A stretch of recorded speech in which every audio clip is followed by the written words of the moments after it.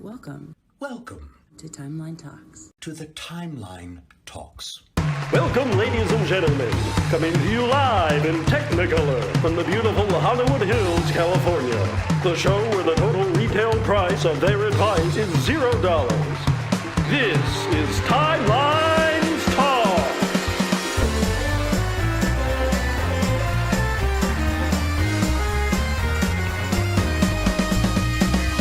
Featuring guest stars, Don LaFontaine's non-union equivalent, it's Danjevin. Also featuring Joey, have you ever been in a Turkish prison? Look out, it's Automaton 2000.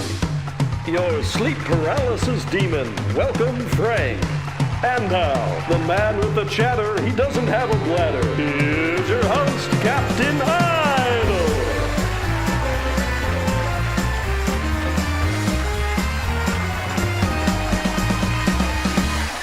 Yes, welcome ladies and gentlemen to Timelines Talks, the premium exclusive #1 show for all things Star Trek Timelines. We are back once again, not to talk about Enterprise Stigma, ignore that on the overlay. We are in fact here to talk about none other than Star Trek Timelines. We've come after a long absence to talk about the very new thing that's popped in, that is Voyages? No, nay, not Gauntlet, but Goyages. I am joined by wonderful co-host Automaton 2000 Frank, and hopefully some point soon Dan will be back. He's having some technical issues with his camera. So gentlemen, how are we this week? How are you guys? Basically Star says he's taken his shirt off for you. I'm just glad that you, dear viewer, can come back to the #1 premium exclusive place to get all your news about Star Trek Timelines from three guys who don't play Star Trek Timelines. Yes, I have to admit. And boy, do we have opinions. Free former veterans of the game who have since moved on. Thank you, Walt Kearney, for subscribing. 36 months. Wow. Distinguished.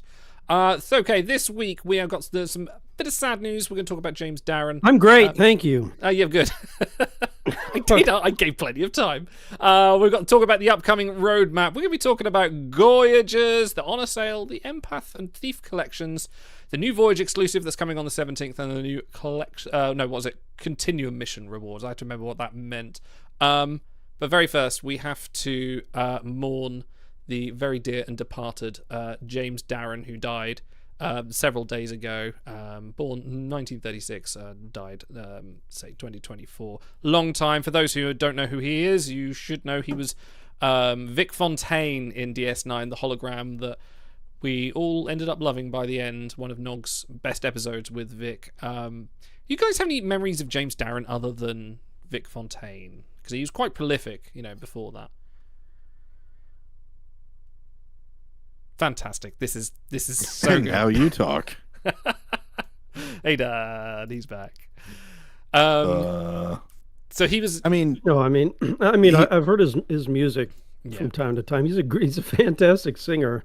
But I just, when I heard that, my first thought, actually, because I'm a Star Trek fan, it was him in Star Trek, but it's that Mirror episode where he shows up with a pair of guns and he just starts blasting. Like, he's having so much fun doing this stupid sci-fi show, and he's an accomplished singer and performer and actor. So it's such an odd role for him, but he fit it really well. And I think actually he did such a great job in like the counselor role. If there's any Star Trek show that needed one, it's the guys stuck between like 4 different wars going on and terrorist attacks and everything, and they really should have given him more to do in that role. And it's a shame we got as little as we did. But some of the arcs, like Siege of AR-558 into Paper Moon, is like, oh, what a great 1-2 punch for also the dearly departed Aaron Eisenberg and him playing off James Darren in that role. So I wish we could have seen more, but he definitely did leave his stamp on Trek. He also played. He was also opposite Shatner in T.J. Hooker as one of his other big roles. And I think that's right. Yeah, I have seen him in that. Yeah. How about you, Dan? How are you, Dan? This fine evening. Good. You're sure you're not confusing him with Adrian Zemed, right? They do have similar facial structure, but no. I remember it was probably 6 months ago. Otto, you and I were talking about Jimmy Darren, and I had called you out because you called him Jimmy, and I was like, Jimmy, man, because every time I see him on screen, I got to pull up his IMDb, and it's just it's just a ritual I go through with all these great actors that show up in Deep Space Nine and any of the series that we enjoy, and I was familiar with him, but I wasn't familiar with him because of his music. It was because he used to show up in all kinds of old '60s and early '70s shows as like the teenage heartthrob, and back then he identified as Jimmy, but in his mature life, and especially since the advent of the internet, everything is his proper name, James. So I just thought it was funny that Otto and I kind of connected in that way that really dated ourselves as very old men that are also enjoyers of the franchise. But yeah, he'll be missed, and it's with growing sadness that I rewatch Trek anymore. When Renee comes on the screen, and Aaron, like you mentioned, and just with Deep Space Nine, but also Renee. Renee, and the other series as well. It's don't even talk about TOS, but even Next Generation, we've lost some actors, and it's so it's bittersweet, but still fun, and I'm sure our listeners are not going to miss out. Thank you, by the way, Idle, for keeping the podcast updated so we can listen to our rewatches as well if we choose to. So really nice to relive those old memories. Right there. I need to do another update actually with some of the more recent stuff, but yeah. So still gone. One of his last recent Star Trek appearances, he was on the Shuttle Pod show last year. Yes, he was. And did, I think, about an hour and a half interview with the fellas, and he was still all there. He did a great job, and he was a joy to listen to. So if you want to look that up in here and talk a little bit about Star Trek, there you go. Married for 63 years too. Wow. That's he was unheard of in Hollywood. It is. Well, and he was an old hat. I was raised in a household where old TV was all you watched, old movies, old TV shows. So My Three Sons was like a staple for me. So Gidget was like a great movie because, hey, attractive young ladies, 1959, on surfboards. But then you got this dude like cut, good looking, Jimmy Darren, what's his business? And then, there's like 5 Gidget movies and they always recast Gidget, but it was always Jimmy Darren. He was always like the same one in all the movies. Yep. And Guns of Navarone, and of course TJ Hooker. Yeah. So he's one of those people that he was just a bit actor, I guess, in the bigger scheme of Star Trek. But it's such a memorable part because it has a lasting legacy, because it touches on something that even today is very real, the way he helps Nog through PTSD, and the way that he connects, even though just as a hologram, he's got a personality that no other hologram ever had on the show or really ever had since. And he had his own living world that they preserved and had running all the time. So he became kind of like an extra character that wasn't just a guest star, but he was a living part of that show. And even after the fact at conventions and for podcasts and everything, he was always happy to talk, show up, sing, do whatever. So just all accounts, just a good person.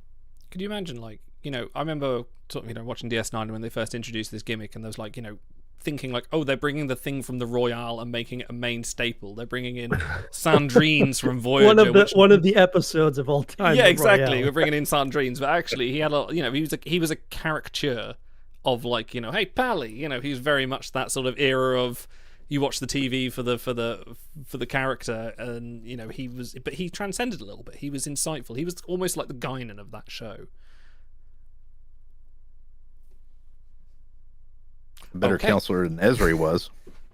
Yeah, exactly. Yeah, that's very true. Actually, she needed a counselor. She needed Vic, really. What was it said? Star says, it'd be so easy for many of these actors to be like Harrison Ford and hate the biggest thing they're in, but a lot of Trek actors really lean into it. And if only eventually, it took Shatner a while. No. Don't signal boost Stars. If he wants to come on the show and say true. something, he has access. He's got to join the call. He does. Okay, let's get back onto timelines. We'll miss you, James Darren. We will watch some. We'll watch Only a Paper Moon soon. I believe that's a good one to watch. We should review that on the next Trek, I think. But instead, let's go over to this screen. We're going to talk about... Oh, God, the layout's all messed up here.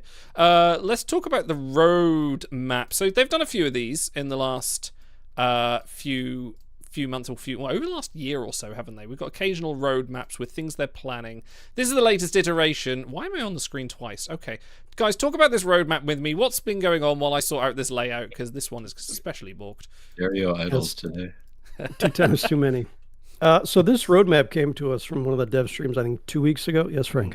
I just want to say 3 seconds before we went live, Idle said, I have my layouts all set. Except I have this one. layouts for days.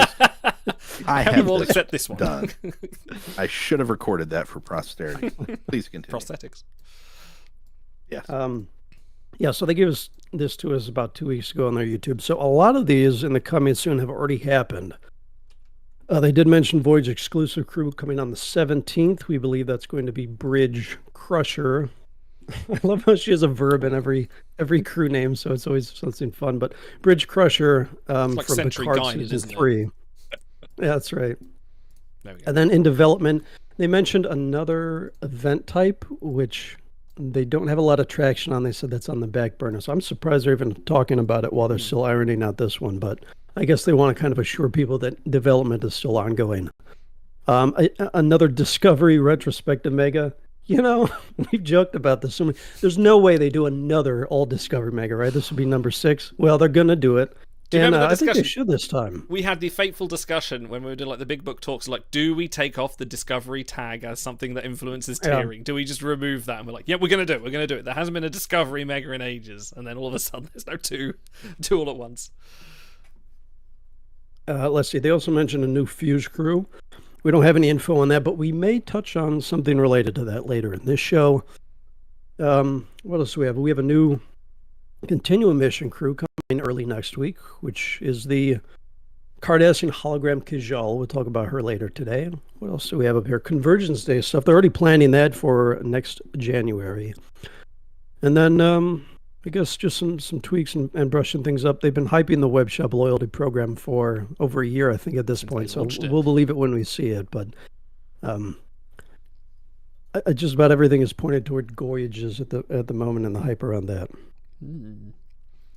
Stars like to remind you about the time when we teased you about the Disco Mega rule, trying to play like we didn't know it, and then you flipped out at us, and that was funny.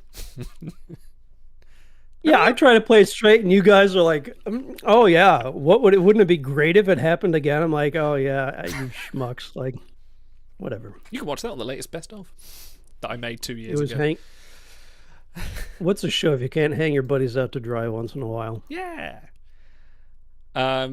Yeah, I mean, what's in terms of like, I think Dan is the only one that's kind of playing the game at the moment. What's the kind of feature on there that you would say like this is great. This will play well. What do you think is like a feature on there that you're most looking forward to, or something you can actually think like, actually no, I want this. This is the one thing that kind of draws me to it. Is it more events? Is it more variety in the game, or is it just sort of like, okay, they're doing new crew, things like that? It's the web store loyalty program. It's only been promised publicly for the year, but they've been reassuring Frank for well over 2 years. Hey, everybody, we're gonna deliver this. I have DM receipts. I'm actually really excited for the inevitable new event type. It'll almost certainly be a skirmish / galaxy hybrid, Galaxy. Yeah, Galaxy. We'll just keep mashing up existing game modes until the game's demise. Now, I think we have a pretty good spread of weekend events for now. I do like that they've kind of hit a good amount of different objective events too. I guess I think we're back around to a quality of life update too. There have been so many things that have broken in the most recent update, or not really broken, but just been tweaked so that they're not to the taste of the active player. So certainly the sort function in the Voyage has been really kind of squirrely, and there have been some weird tweaked to the taste of some the weird active bugs player. that have popped up. Where you can use overflow crew and shuttles, and that messes everything up. And it's just I think it's time to take a step back and maybe slow down the new features for maybe a quarter and just give us a good quality of life update. update. So that's it's not on here. It's the one thing on my Christmas list that Santa doesn't have. I do remember making a post ages ago on the forum saying we need a quality of life update and listing like a load of things that people had submitted, and they went, oh yeah, we'll look at that, and then they fixed like 2 things on it. We had the one developer that was actually talking to us and saying like, I fixed loads of stuff, and then he went, now I've got a new job, bye. I'm like, fuck, why, come back. Yeah, Walt, compromised is going to be the new trait. So jump on your Polestar buy orders now, which I've been doing for well over a month now. Anybody have any hot picks for a compromised crew to grab a Polestar for? Cameron Gant, probably. Yeah. There's a few that have it right in their name. So I think for me, sorry. Frank's camera's frozen. No, he's just very still. I was going to say that's really good. Yeah, he's moving for me. I think for me to get me back in, to pull me back in, they got to tone down the grind, because I enjoy getting on and looking through my crew. I enjoy planning a retrieval. We obviously like all the meta and stuff surrounding the game and chatting about it. But when it comes to sitting down at the beginning of a weekend and being like, all right, if you want 3 copies, you're going to have to spend 24 hours of your life tapping on a phone. It's like, bro, I can't even imagine doing that anymore. So they did a little bit of squish with skirmishes when they added the speed up. They need to do like a 10x squish and make resources the factor in there, not time, because then people actually have to pick and choose. I can't go hard every week. Maybe I go hard this week, and then next week someone else has their chance. And that I think would get me back in, because I just, I enjoy doing it in spurts, but I can't, like the week after week of you have to spend hours and hours and hours on the weekend. I just can't do it anymore. So, if they could do that, I would love that. Yeah, he's back. I think I'm the same. I think I just got, eventually it was just a case of like, well, why am I doing this? Like now, like I'm collecting all these crew, and essentially, it's twofold. I'm either collecting crew for their stats so they can help me in something that I'm going to spend ages doing because I want to do it. But then it was a case of like, I didn't want to play events because I just got bored of them. I didn't want to do the midweeks, but I felt like I had to for certain ones like Crunchy Crons and other ones, because like, well, I need this rewards to keep my, flow of crew coming in. And I was just like, if I'm just looking at the art, and the art is really good, why don't I just download the pings and just look at them? Why don't I just read the big book and I get the same kind of satisfaction? I think for me to come back, I'd need to like have something fun that I want to do. Like I've been playing other games, like I've mentioned before, like I've been playing back into Marvel Snap. I play the mobile game I play is Dragon Ball Legends, and that's like genuinely like I pick up a game, I can just thumb through, do my dailies and have fun with it, and a few clicks, and I'm like, good, I've done this. And if I want to play more, then I'll jump in and do a little bit extra. But I think with timelines is you kind of have to do everything. And I think it's after continuum missions. I think after about 4 or 5 months of continuum missions, I was just like, I am so done with this.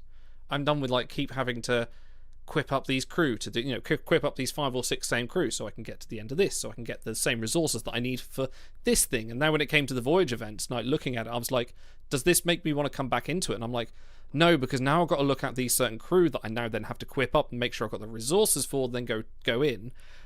And it just it kind of snowballs into a lot of work that I don't want to do. And when I just look pull them in at a chat, nice folks. picture. As we talk about quality of life and everything surrounding it, let us know what you're looking forward to the next change being. Yeah, so I don't know if Frank or Dan, I don't know if you feel the same way as me, but I don't know, or I know, if it is more like how much do you feel like you're putting the time in, and what do you think you're getting out of it? Okay, so I guess the Voyage event in particular actually gives me a lot of hope, because the way that it's structured, especially because now they've got these new boosts that offer some dilemma skips and a little bit of advantage to them. I think it's actually the event that has the least time investment involved with it. And it's got a little bit of creativity too. You get to plan your lineup and send them out, and if it doesn't work, bring them back, send them out again. There's an iterative approach that most of us took to the event when we were kind of trying to figure it out, that was really kind of rewarding. And you get that feedback, you get those great long voyages and high victory point payouts, and even though you need to abide the schedule, it's far less time intensive than a faction event would be, especially if you're running those boosts. I usually run with the 90-minute boost on my faction events, so I'm actually checking my phone less on the Voyage events. I think it was an overall win for that style of play. I think there's a lot of meaningful choice that is in it too. Whereas, with Galaxy events, you're just, okay, I got to run this mission. Now that I know the optimal mission, what's the point of even thinking about it? You just run and grind, and same with skirmish. You've already got your loadout set. But with each new voyage, you got new opportunities to kind of, just hone it and bring it a little bit further. So, I got to say that's the big win that's kind of keeping me in right now. I'll say this very conflicted sentence here. Jumbo shrimp. Oh, that sounds delicious right now. The more things change, the more they stay the same, except for when nothing at all changes. Let's take away the 2 years now promised web shop loyalty program. Put a pin in it. That's not happening. On that. It's like, I want to spend more. I want to spend more. Give me more. I want loyalty, It's like going to a hotel. They're like, oh, here, have a free bottle of water. I want my free the stamps bottle on of your card water. and get the free coffee. Yes. Don Corleone over here. I want loyalty. I don't want to wake up with a horse head. Yeah, I was just about to say, Ben wakes up with a horse head in his bed. So when you put a pin in that and you go down the list of what they're giving, okay, well, giveaways, that's all the time. Honor sale, that's quarterly. And then mega events, that's every other month. So now we look at, okay, here's a new event type. Okay, Goyages. So you just took 2 game modes that exist and you got their peanut butter and my chocolate and my peanut butter. And then this other one, you joked earlier, Otto, but like my skirmish and my galaxy mixing, they took expeditions, they let it expire, they took it to the morgue, they tagged it, they had the funeral, and then they dug up some of the bones and put it in the game as continuum missions. The next game mode that they're going to give, or the next whatever, is literally going to be inventory management. They're going to give everybody on the start of the event an inventory that's overflowing at 1100, and you have to go through and you have to pick the 100 items you don't need, that don't belong, and get rid of them before. That would sell me. Like, what else is there? Yeah, they have not actually innovated anything in this game in years, which I don't expect, because the people who knew how to do that and actually code on the spaghetti code that this game was built on are long gone. They're like real estate agents now or something. So, I have to have low expectations, and I just have to have enough enjoyment for myself that when I look at the app and I decide to launch it, that I'm like, yeah, this is a good investment of my time right now. Okay. Which has become very little. Overtide comes with a good point. Like the web shop, what if they put gameplay in the web shop? And I'm just thinking like a version of Flappy Bird on the web shop that if you complete it, why you not? Get some dilithium. Why not? Innovative. Web 2.0 okay play. Okay, before we get go on. Yeah, I will say, to circle back around to my point, I've been playing another game for the last month or so because they have a new season coming out. It's an ARPG, and with the new league, they added a new mechanic that is very mobile game-esque, where you get rewards, but you have to check in every 30 minutes or every 90 minutes. And I just had timelines flashbacks so bad, and it burned me out faster than normally. I play like, month and a half or 2 months on and off on a new season, but it's like, it gave me flashbacks to timelines, and I'm like, I would be fine if I ignore the mechanic, but then what's the point of playing if you're not engaging with mechanics they have? So I think Siete said earlier, well, if you don't enjoy it, well, just stop. And it's like, yeah, that's viable, but also it's the onus is partly on the manufacturer to make something that the players want to engage with, not feel like they're fear of missing out if they don't engage with it. So, it is true, if you have that great mental fortitude that you can just skip it and enjoy certain other parts of the game, more power to you. I think a lot of people are jealous that you can do that. But also, it is on both parties to try to find that balance. So I think they did say in this last dev chat update that they were looking on streamlining certain things, like, to Frank's long-standing point, getting those exclusive crew that can be a pain in the butt, and certain other pain points like that. And I think they have done actually a good job since the fall of DB in addressing player pain points more than they did in years past. So, has WRG now been running longer than DB did? How long has DB run? WRG was never illegal. Oh, sorry. Yes. No, Joe. sorry. Yeah. What am I talking about? Tilting point. Yeah. Very possibly. Actually, no, probably not. It's probably only been about 3 years. Before we get too mired down in Goyages discussion, which we will be coming on to, let's have a chat and talk about a little bit of something that I've noticed, because I'm still paying attention. There has been a lot of wonderful art lately. Most importantly, this amazing piece of art, which is the next campaign coming up, which is King Mud the First. And I will already, if we were doing an award show for timelines this year, I would already put my hands up and say this is winning best art for sure. They have gone over the top. We're not doing an award show? Well, I don't know yet. Sure? I haven't decided. I haven't got that far in my planning yet. But yeah, Mud would not have been Mud if, having found himself on the planet where he was appointed king, he had not started his illegal affairs. It's a good looking card. How do you think they managed to get the Carmel license poured out of the family's cold dead hands? The weird story that I got, because I asked around, because he suddenly appeared in a lot of things out of nowhere. Upon his death, there were, and I'm not going to name names or shame the family, but there was one family member who was kind of in charge of everything, and there was some family drama over some of his life choices that they were not fond of, and they held a grudge against, and so for that, they kind of wanted to bury his name and memory and legacy away. And now new people are in charge of the family. Time works in mysterious ways. Time is the fire in which we all burn. And they were kind of unaware of this, or licensing as a whole. And somebody just went up to them randomly and said, hey, your uncle really was a cool person. We'd like to use him if that's ever possible. And they're like, well, why can't you? And it just, floodgates opened. And it was like, oh, boom. Suddenly here he is. And yeah, this artwork, 10 out of 10. Thank the prophets that the good artist got this assignment, because this was just, yeah. Even the chair looks good. It does. Everything. The cushion, the little fabric hanging off the side. Oh, it's those very marvelous Speaking- chest hairs, and actually not even the number one largest portrayal of chest hair in the game. Anybody? Oh, it's Angel 1, isn't it? Is it Angel One Riker? It is Angel One Maker. The rug of love. Speaking of questionable life choices, he did play Senor Noggles in a Mexican restaurant commercial once. I'm sorry, and what? did a racially offensive accent. So Fantastic. Do you know what's funny? Me and Stars were playing LA Noir last night. We were talking about Nog for some reason, and Stars called him Noggles. So I said, what if he sold glasses? There'd be Noggles goggles. And now we move on. That was, it's weird. That's exactly what he did. So I didn't think they could top Mud's giant belt buckle from the first iteration. This art is legitimately on par or better. And it's so nice that they, sometimes they're oblivious, the devs, they'll go on a stream, someone will raise a long-standing multi-year issue. They're like, oh, well, we'll take a look at that. We haven't heard that before. I'm like, how have you not heard that before? But they do know that people did want Roger Carmel in the game, and they've definitely put in a little bit of care and effort on these two variants, hopefully a few more down the line.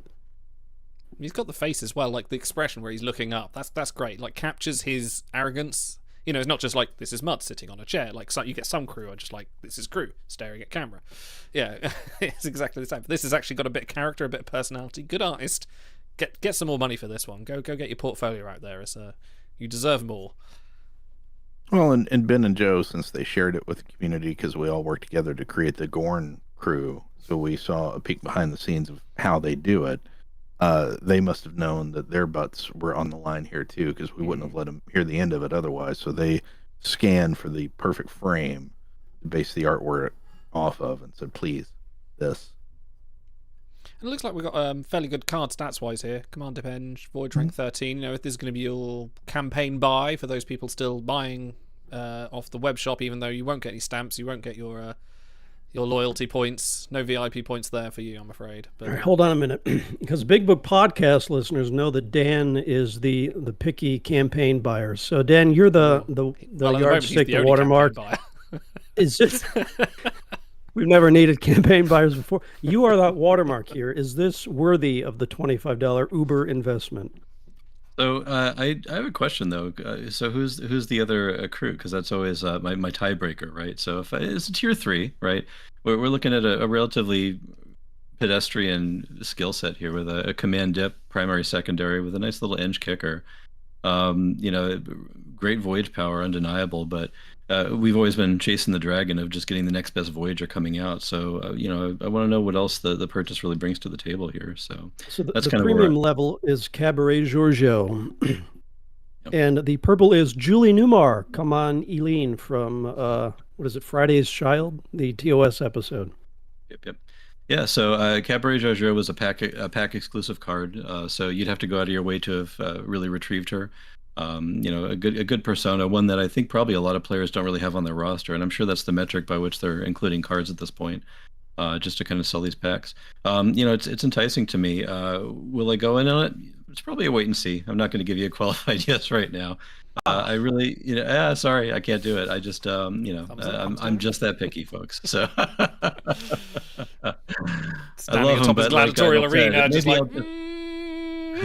I like him, but like Idle said, you know, I'm looking at a really nice high-res full-size copy on BigBook.app right now, and it's pretty nice to behold. Oh no, better what than have on I my done? phone screen.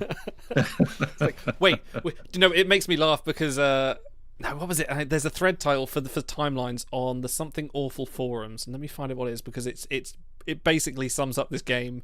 Yes, it says I'm a ping Jim, not actual gameplay, and I was like, yeah, it is, isn't it? Okay, speaking of other good How many art, of you guys had trading cards of any kind in laminated binders when you were younger or now? I They're didn't still have with me. binders, but I had Yeah. cards. Oh, go on, get out of the portfolio, Dan. Yeah, well, that's right. I did share a video.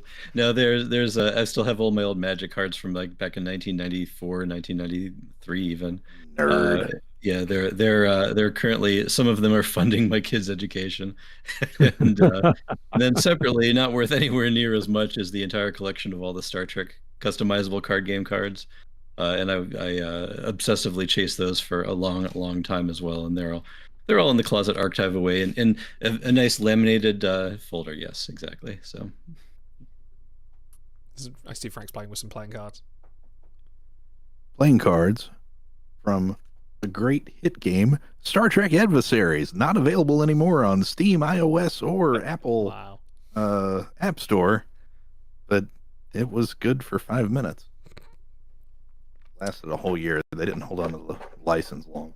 All right, quick poll up in chat, folks, as we finish up talking about Mud. Are you buying this campaign? For podcast listeners, what do you wish the devs would work on next? 60% of the respondents say less time investment for the players. 20% say new event types. 10% say to clean up the bugs. And No Name Namer wants new ship schematics. So there you go, folks. Wow. I will say the ships in timelines are actually probably worth installing the game for because you can scroll around them and they're usually fairly decently modeled. So that's maybe it. Remember when they thought they were adding the solar ship to the honor hall and it turns out it was just some random alien ship from The Rongovian Strange New ship, World? wasn't it? Yeah. It's the wrong ship, Rongovians. But that, you know, they don't listen. The devs are human. They don't make mistakes. It's just all They're as happy professional as we are. accidents. Yes, professionalism.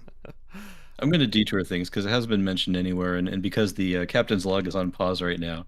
The changes to the Dabo wheel kind of complete the cycle of the availability of the Creighton, the Borg Cube, and what did other they change? original release ships. Where now, I guess there was a certain strategy where new players could really kind of focus in on some of the very common ships and focus and get you know, massive amounts of schematics and really pump them up, and no longer possible. They stopped dropping from Voyages exclusively, and now you've got the whole gamut of the portal ships available in there. They actually did that. And in addition, all the loot tables for the Dabo wheel have been updated. So now any one of those ships available in the portal for schematics will show up in those 3 ship slots as well. So so now really the only accessible ship for new players is really the USS Constellation and Fleet Boss Battle, which again diverts players into the fleet. You know, you've got to cooperate with others, and it's really forcing kind of that as your avenue to really get leveled up and get a ship. Pike's Enterprise in one of the missions, but I believe you'll only get it to You can get a few schematics out of that. Yeah, Yeah, oh, you wow. can probably get it up to like level 3, maybe if you do your ad doubling and stuff, maybe level 4. But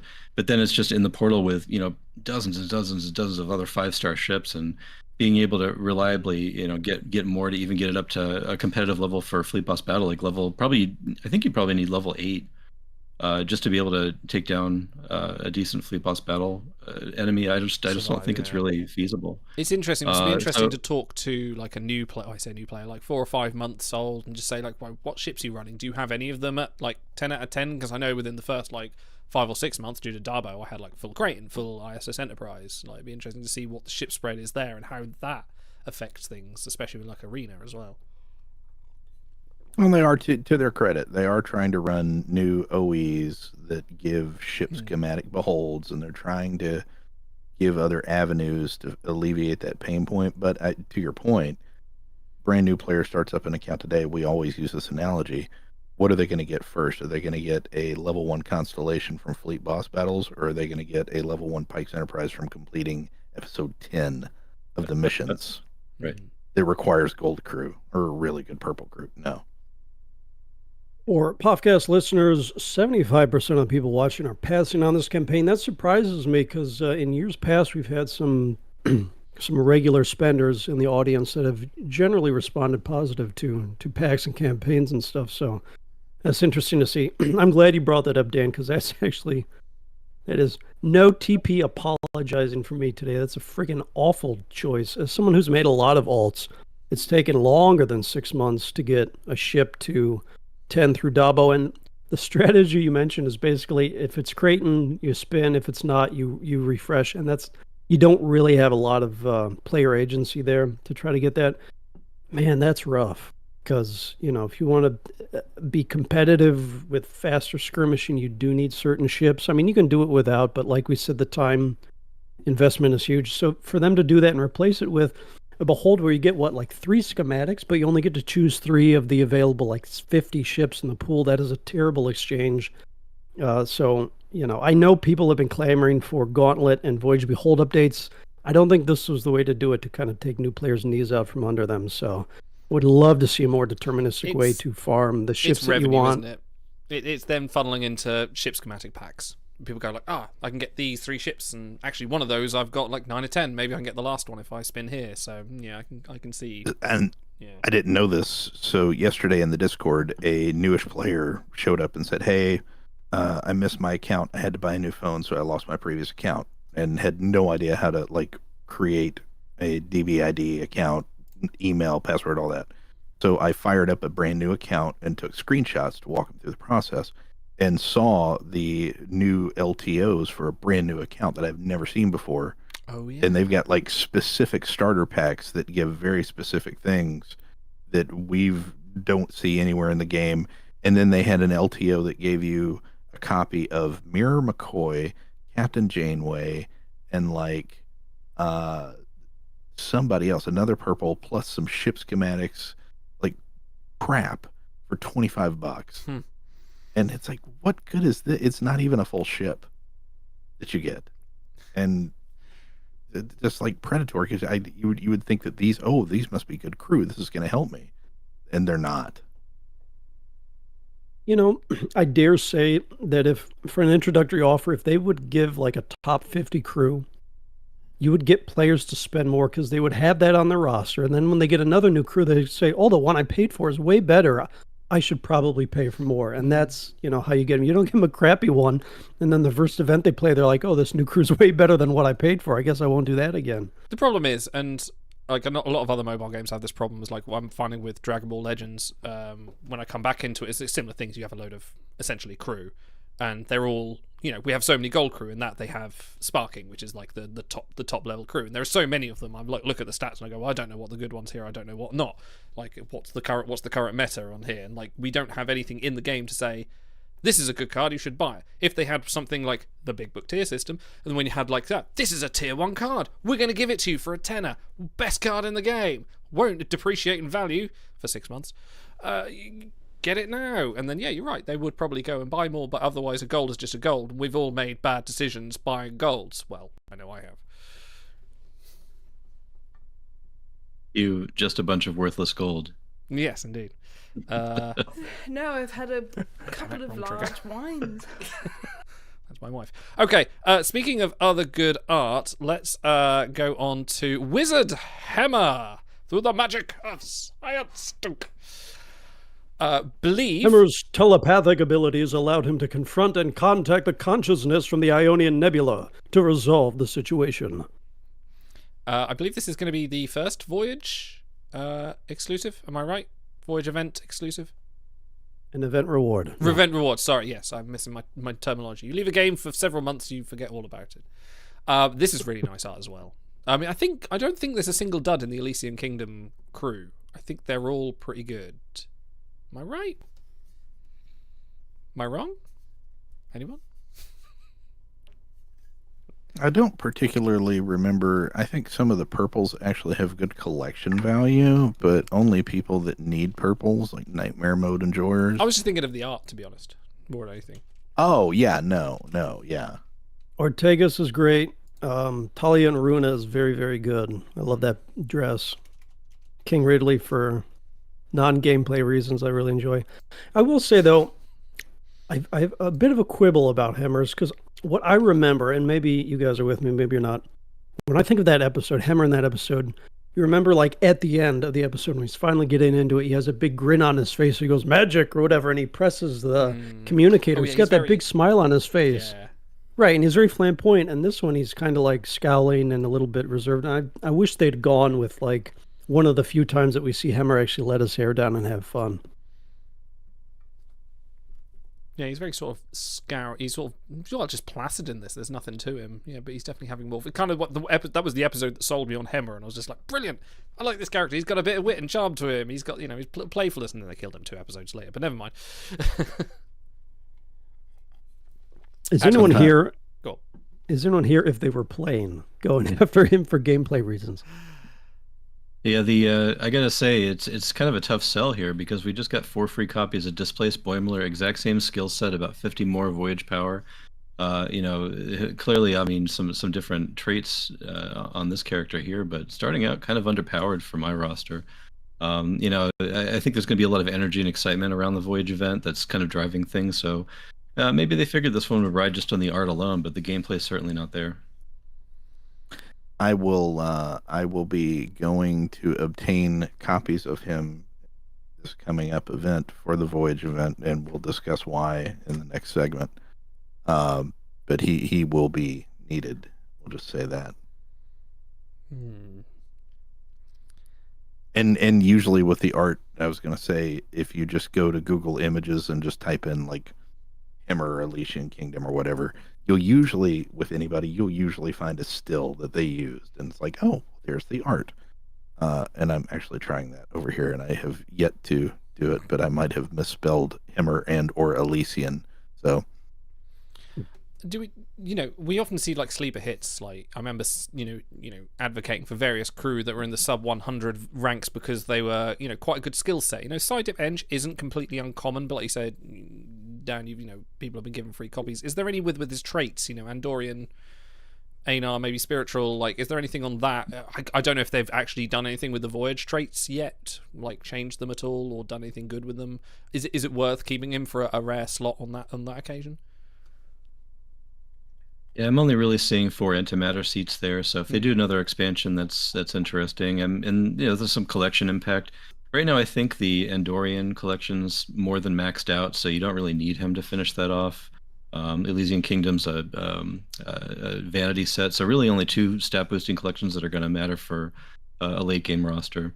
And a little bit short. I think only 7 total skills. We're seeing a lot more. Traits. We're seeing a lot more traits on crew lately. I think since we complained about it, they've been throwing upwards of 8, maybe even 9 and 10 on certain crews. Give us the stars, like 300 traits on a crew. Give them all the traits. Yeah. And then the typical suite, Andorian, Einar, Telepath, now features, I think, on 4 different crews. So it's really the spread, aside from that matters for Fleet Boss battle nodes. I think that we're still going to have to rely, and clearly out of all the ANR, he's the most powerful. If you're going to keep one unlocked to solve fleet bus battle nodes, you're going to get some ancillary benefit of having him participate in other areas of the game. He still does have a reasonable shuttle rating for that high psi that he features. So certainly better than keeping like Jamel unfrozen if you had the choice. But what if Howard was wearing a veil? Then would he be better? So I mean, yeah. So he's better than the alternatives, is what I'll say. Are all and Andorians? Update, I found it. They did base it off a screenshot. I put it in show chat. Are all Anar Andorian?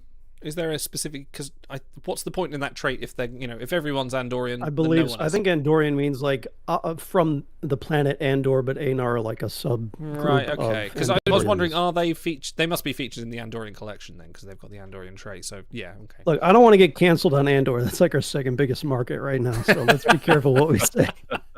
The Imperial Guard will get you. The other sub. Yeah. If you identify as Anar or not, we support you either way. That's right. You're free to be whichever you want to be. Gotta be real careful how you say that. Your mother and I are going to love you no matter how you grow up. So I will say what we say here and like on Big Book and other resources, like when we say they're crappy or whatever, we're talking about, okay, do you want to throw 4 stars on a crew and get what they have to offer? But any crew, almost any crew that comes out new, you're going to find use for them on your roster. So if you end up finishing them, they'll run a few voyages, they'll do some boss battle nodes or whatever. So, that isn't necessarily us being elitist. It's just that, like, there are crew that are really stellar. And if you want to fuse up a favorite, sure, you'll be able to use them. They just won't get the breadth of utility that certain power crew will. So that's all that is. Okay. Cool. Namer said in chat, he will feature in the upcoming Goyage. Yes, in 2 weeks, the Goyage, from what we were told, will feature Klingon and costumed bonuses. So if you have some crew that you're looking to level up or star up in the meantime, you might want to target those for the first annual Goyage. Hopefully they run it more than once. I was going to say, the biannual Goyage, now appearing live on your timelines. Okay, so let's go on to Goyages, or for those unaware, the new Voyage event. That is what we are terming it, and that's what we will call it from here on out. I think, was it Genos that came up with it? No, he tried to bring up Vauntlet, which didn't quite... no. Goyage was better. Let's break it down. So for those who haven't played it, those who missed the small, was it a midweek event that happened, how do Voyage events work? What are you doing in... Goyages to earn victory points? How are you tackling this is what the main question is. Spell it out for the people that are unaware. Well, Tilting Point heard that we like Voyages, so they're like, hey, would you guys like to run a second voyage? And not what we meant. Yeah, we so that's exactly what it is. You get to run a second voyage. All of your crew on the first voyage cannot participate. Any crew that you have on your shuttles cannot participate. It's only your unlocked available crew that can go. You sound like you're all the crew that you put on the voyage. Yeah, right. All the crew that are riding on either of your voyages or your shuttles cannot participate in the continuum missions. So yeah, all the gameplay modes right now are mutually exclusive of one another. So you better have a lot of crew, a lot of crew. Is this an elderly player thing? Is this another? It kind of is. Yeah, it's a feature that's going to be more rewarding for the established player. Somebody who has a roster maybe where we talked about Hemmer just not having the power to beat out the top voyages. Well, for your second voyage, he might be the one. It's your Goyage. Goyage, sorry. It's entirely possible that all your yesteryear crew from that you'd previously cited, and your Captain Braxtons and your Gary Sevens that were absolute champions 3 and 4 and even more years back, are now getting a second life, and deservedly so if they have high proficiencies too, because the other benefit, as you're riding on your voyage, instead of just solving dilemmas with a click of a button, now you get to also have a little gauntlet battle right in the middle of your voyage. Every starting out short, I think it's at 30 minutes, and then an hour and a half, and then every 2 hours after that. You're going to take a little coffee break. Your voyage is going to park itself and in the rest stop, and you're going to go find some people to fight. There's usually 3, then 4, then 5, then 6 different nodes that you have to fight through. It's a typical gauntlet-style battle. The opponents are generally underpowered within the range of a normal voyage length. But over time, Frank, you might be able to talk about how powerful they get further down the line, because you pushed them pretty far Goyages, didn't you? Yeah, I don't see. I've got a screenshot of and so the skills match. So when you're going up against what we'll call the Goyage boss, I guess, and you've got like let's say 6 opponents in a line, it's always that final one. Their 2 skills are identical; they match. The highest screenshot that I took was a roll between 400 and 1100, and the opponent had a 30% boost on top of that. So you have to basically beat that mathematically. And I was going up against it with a chances taking Kirk with a 25% boost. But because of the mechanics of a Goyage, when you start winning individual battles, you get bonuses and multipliers to your rolls. So my chances taking Kirk without a boost had a security roll of 2033. So I was double what my opponent was already. And then, which I think is kind of neat, you have the ability to put a shuttle boost on, the off never used shuttle boost, that will increase your roll by, exponential with the rarity. So if you put a gold security shuttle boost on him, then your 2033 roll becomes 2433 or something like that, which is a neat little mechanic. Eventually, even the whaliest of whales will lose because it just mathematically you can't beat that. And most people will not have a crew on their roster that, like, I got lucky there with security and command, but if you look at the spot right next to it, which was engineering and science, or even the one before that, science and med, nobody's going to be carrying a dual 1100 science and med, or science and engineering. So you're going to eventually like lose those battles. The neat thing is you can like just like in normal Gauntlet, give it a little splash of dilithium and it never happened. You're not penalized. You get to keep your bonuses and just I didn't see that. Thanks. Have It's a like great the day, idea sir. of Kirk just handing CeeLo just a bit of dilithium. It's like, you just walk away. It's fine. Just Yes, don't worry about yes. That's exactly what it's like. If it was Seska, she might actually take that deal. it. Yeah. Poll up in chat as we talk about Goyages, this mutually exclusive crew being locked to one game mode at a time. Do you like that? Do you not like that? Because we have talked about that before with interviews with Ben about broadening the usage of our roster. I'm also want to take credit for Timelines Talks because about 3 years ago he came on for Q&A, and someone wrote in and asked, can we have multiple voyages going? Can we have like 3 voyages going on at once? Because I have a lot of crew we want to do. And he goes, I kind of like that idea. I'm going to talk to the team about that. And then, shortly after we get Goyages. So thank you, Anonymous. In the span of the universe. Yes, it was pretty quick. Actually, Done. so thank you, Anonymous Timeline Talks viewer, for putting that into the universe. That's good. Now, what do you guys think about that? The mutually exclusive. Do you not mind that text to your roster?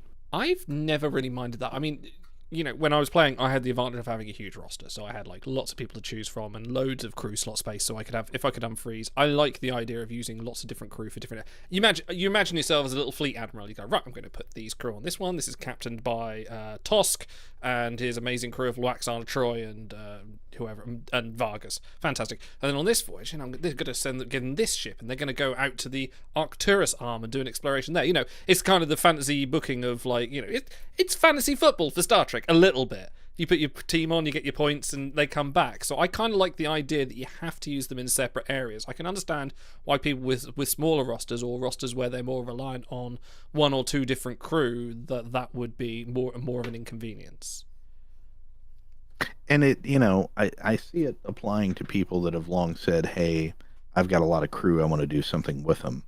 And the trade-off is, okay, but they're going to be locked, but we're going to give you something to do with all your crew. But then people say, oh, well, I don't have enough crew slots because I need really good crew. Like there's a lot of management that happens there, and you cannot strike a balance that pleases everybody.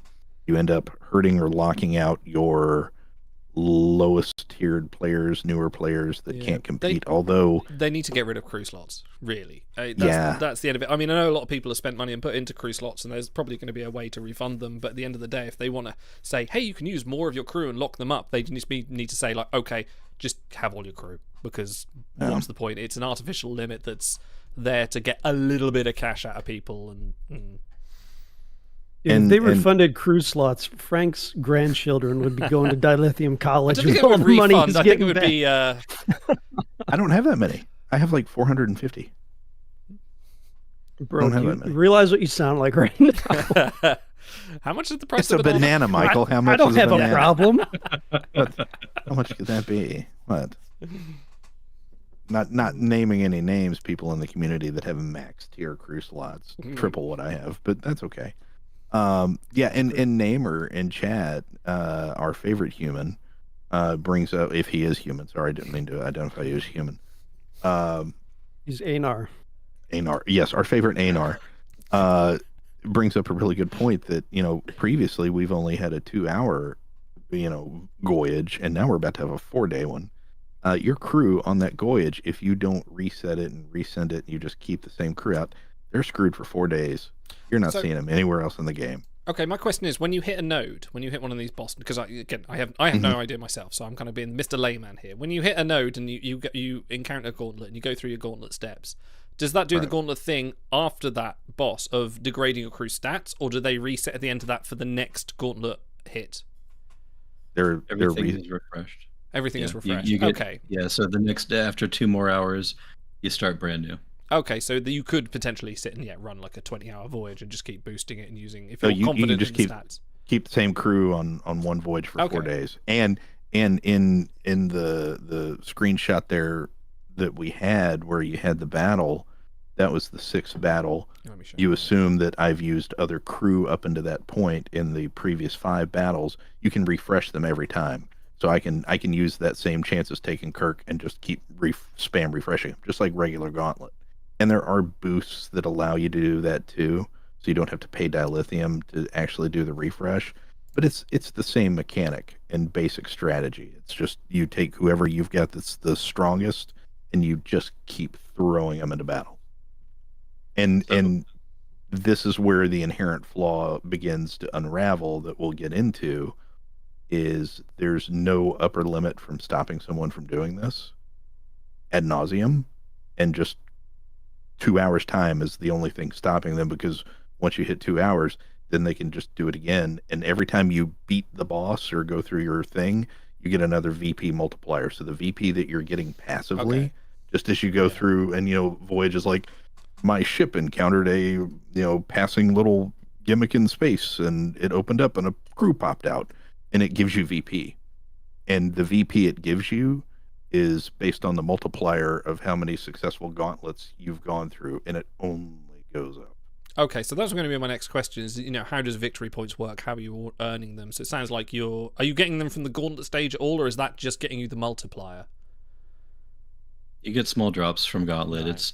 It's much less than you get from the interstitial drops when you're actually just flying for 2 hours. And so those are what gets multiplied, and they're increased when you fight your subsequent gauntlets, but just nowhere near to the degree that you get the multiplier. But I do want to jump back. I'm not quite done with the other point about crew being locked, because I want to say, Timelines is at its core a resource management game. Most MMOs are. You've got your currencies, you got to juggle them. You can exchange every once in a while one for another, like we're doing with the honor sale, but for the most part, you got to be savvy, and you've got to grind. You've got to grind. And I think it's justified that and built into the game that newer players aren't going to be as good at weekend events as established players.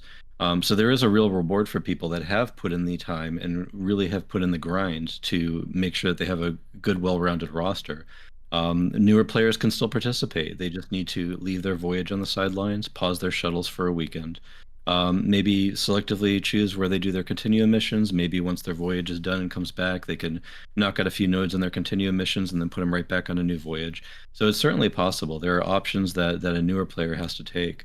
But I think this is really rewarding for established players that, that now, all of those good choices that they've made that feel bad as things have just gotten old and moldy are now coming back around and being usable again.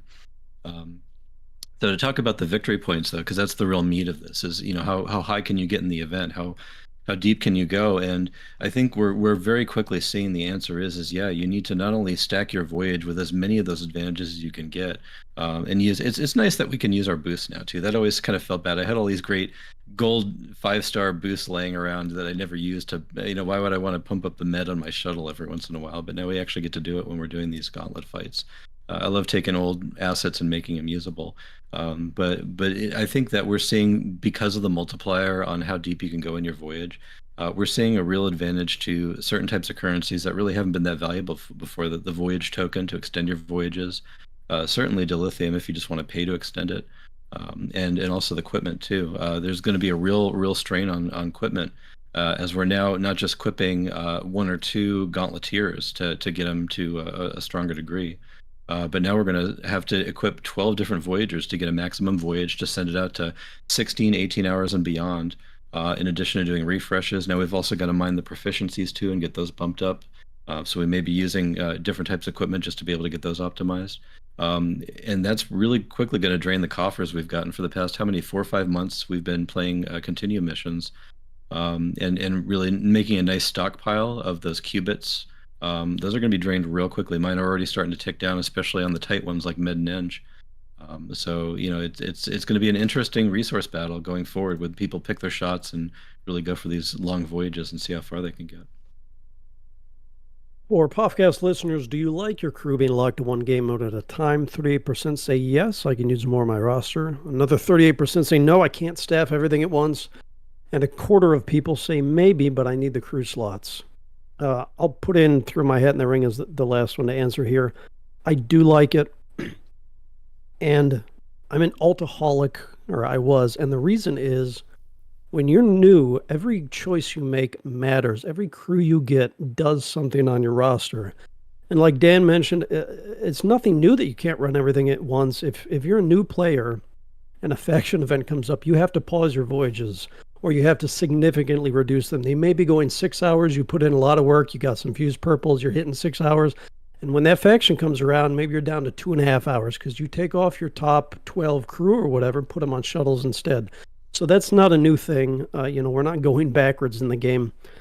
But for, like you say, the veteran, elderly, longtime player, which Tilting Point has said they are targeting with new development, that's going to give you a chance to freshen things up. And yes, they're locked for a significant period of time, but your B team is not like 1,000% worse. In a lot of cases, there may be 5% or 10% worse if you have dozens of fully fused legendaries, which I dare say a lot of the people listening now on the stream have, because they've been with the game for a few years. So yeah, like everything else, it is tilted more toward veteran players, but I think freshening things up for that demographic is probably what Tilting Point wants to do if they want to keep selling more cards. Yeah, it's interesting. Like you say, Dan, as well, on your point, equipment already came to a head when people were kind of ignoring the feature, and then all of a sudden you had to get, I forget, was it Borg Queen, ubiquitous Borg Queen, wasn't it? Right. Suddenly you got people coming out of the woodwork going, I haven't got these met, I haven't got these quips and things like that. And I imagine the same kind of thing's going to happen, because there are still quite a few players that don't bother with equipment, and rightfully so. There's been no kind of need to. Even Gauntlet wasn't that impacted by it when I was playing it. But I can imagine now it's still going to be a struggle, and especially for people, say like the top 250, 300 people that go like, right, I can run an all-equipped voyage, and then there's going to be one person that kind of goes like, well, I can't. So I'm going to be left in the dark here a little bit because I can't earn quite as fast. So brings me back round to sort of the victory points with the multipliers. So it is, just from reading for what you guys are saying, like it is probably more beneficial for people to run a max level voyage and check in every 2 hours, get that multiplier ramped up and up and up, and just keep refreshing it. I assume normal voyage tokens, or is there dilithium cost or a special thing? So it's just a regular voyage token, which some people sort of have stacked up. So they are draining a few more resources here, which brings me back to the age-old poking we were having with them, and saying we don't like players hoarding resources, and it kind of seems like they are kind of I don't blame them for doing that, because they want to stimulate their economy with different purchases. But what do you guys think of it? Like, if you run, let's say they run one Voyage a month, like how do you feel like that's going to impact your gameplay or your strategy? And let's assume each week, oh my god, I want this crew. They're really good stats and the artwork, and it's my favorite character. Thank God they put another variant of Tosk into the game. I don't think you're going to find, under most circumstances, unless they release a world beater card as a reward, I don't think you're going to find 1,499 other players that have the crew depth and the time management to send out a 4-day Goyage that will get more VP than you. It's just talking to the audience that's listening to my voice right now. Because we saw from the test, nobody knew what they were doing. We were all figuring it out. But as the time went on, people were kind of dabbling with different choices and different approaches. But some very passive players or very not advanced players that just lurk in the in-game chat were top 1,500. And all they did was send a Voyage. So you could, in theory, send a Voyage until it runs out of antimatter. You have no tokens. You don't want to spend dilithium to send it further. You recall it. It's instant. You don't have to pay any dilithium for a speed up or anything. Even if it crashes? Get the crew back immediately. Even if it crashes. There's no wow, so you penalty. still get the goodies. benefit if it dies. If you nifty You get your crons, you get everything. Yep. Get everything. And then you send out another one. And that approach, for somebody that doesn't have a huge roster depth, may be the best approach for them, because they could, in theory, get top 1,500 with that. Only the people who are fighting for top 100 to get 3 copies, or top 30, God forbid, will be the ones that go crazy. And as we'll talk about in a little bit, I plan to crash the upcoming event. I'm just announcing it publicly and letting it be known, because we raised some examples and some concerns to the devs when they said, hey, what did everybody think of this? And a few players came forward and said, hey, look, this is really great. You need to take it offline for a while and rework some stuff, because a whale will show up and buy it and ruin everybody else's day. And this is how they do it. And you need to lock boosts behind the door and don't give out boosts like we're thinking you're going to do it. And they did the opposite, and they said, oh no, we're going to let you buy boosts.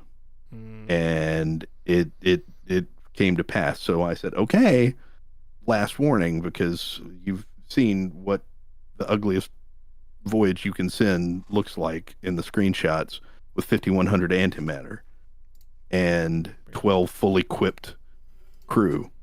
I will be doing that, and I will not be recalling that Voyage, and that Voyage will go for 4 days, and I will use every speed up. And my plan is, at the end of 6 hours into the event, to have somewhere in the neighborhood of 30 million VP, and absolutely ruin the Wicked Realm games, Tilting Point games, Disruptor Beam games, whatever. Ruin their weekend, because everybody on their social medias is going to say, this guy cheats. He's got 30 million points. And my name is going to be, hi, I'm cheating. Well, probably not. That would be a bad idea, because they probably would ban me. But yeah, like with my resource, and here's the worst part. It'll be, if my math holds with everything that we know about how it works now, it will be the highest VP ever scored in an event. It'll be done within 8 hours of the event starting, and it will be cheaper than buying a faction win for like 12 million VP, like infinitely cheaper. Wow. That was going to be the thing. Is this going to turn into another faction event where it's just like, I have no hope of getting number one. The people are just going to buy out. It's not going to be a galaxy where, I'll tap enough skirmish, I'll tap enough. If I can stay competitive, I can get in there with a good roster. This is going to be a pure pay to win event type. All it takes is somebody that heard that just now to go, oh, I want to do that too. And now there's 2 of us. There you go. But this is straight, the way it is right now, straight pay to win. Absolute. Fantastic. So you mentioned the boosts, Frank. How are we going to be receiving the boosts? Because it's an important thing for anybody who wants to actually get some sleep at night. Are Yeah. these It's real? Sorry, just on the boosts. You said the Voyage tokens were the normal ones. Are these normal shuttle boosts like you buy out of packs? These are brand new. No. There are two different new types of boosts they've okay. introduced, and the one is a encounter skip. They come in different rarities that'll skip progressively more encounters as their value increases. And then there's also a crit boost that you can use to pump up if your traits just aren't there, but you still want to use somebody in the gauntlet portion of your Goyage. You can also add a special crit boost to get them a little bit of a like, as if they had the trait they don't really have to get them a little more competitive. And the only way that we've seen them drop is from the threshold rewards, and we only got a few of them for the test event. So we'll see going forward. But Frank, are you aware of any other way that we're going to be getting these? Yeah, so there's those boosts, and so the boosts that he just described. Because here's the problem with the Goyage event. Once you ramp it up past the first 3, it's a dilemma and a gauntlet battle every 2 hours without fail. There's only so many 2-hour periods in a day, and just like a real Voyage, if you're not there at the 2 hours when the dilemma hits, it just parks. It just waits for you. Nothing happens. You're not accumulating any VP until you come back and check on the game. Well, hey, guess what? People sleep, and Allegedly. Allegedly, and Players. that was the big concern of people that said, hey, I want to be able to sleep. And Wicked Realm's Tilting Point said, not a problem. We have a solution for you. We have this boost. And if you put this boost on, it's just going to skip 1, 2, or 3 encounters, which is 2, 4, or 6 hours while you sleep. And the Voyage will just continue to run. And when it gets to that gauntlet thing, snap, you passed it with flying colors. You never lost. We move on. And you just get to accumulate VP until the time is up on that boost, or your Voyage crashes. If your Voyage crashes from antimatter, it just sits there and the timer counts down on your boost and you wasted it. So now you have to backtrack and go, well, cool, I can get 6 hours of sleep as long as I have enough antimatter to get me through 6 hours. Let's do a quick calculation. How much antimatter do I need to pass 6 hours without sleeping? Oh crap, that doesn't exist this high in the game. So it's going to crash. Okay. So I can get 5 hours of sleep. Great. Okay. So that exists. There is a new boost type that we did not get in the preview that they are launching, which is a fast forward boost, which does not just autopilot you. It puts you 2 hours in the future to the next dilemma and the next gauntlet battle and lets you do it right now. And you then lose out you on get VP because you won't get No. VP from the multiplier. Well, it raises, so you do not get the passive VP that you Yeah, would have gotten in that's that what I was 2 hour window. But if you do a stack of those, let's say 10 or 20 right away, this is going to be for anybody that wants to challenge me next week and let's have fun with it. Let's get weird. This is what I'm going to do. I'm going to acquire like 20. You do of not want to these. get weird with Frank, by the way. I can tell you that much. Let's get weird, baby. I'm going to do like 20 of these in a row away. When you do this push, can you just make your avatar the clown and just make your username be, it's about sending a message? Just go full joke. No, it's going to be free to play. So I'm going to do 20 of them in a row. So my multiplier is immediately like 20 something X. I can't math. I don't know what that is. And then I'm going to do the normal little encounter. So my VP is automatically that much crazier than anybody else doing it just out of the gate.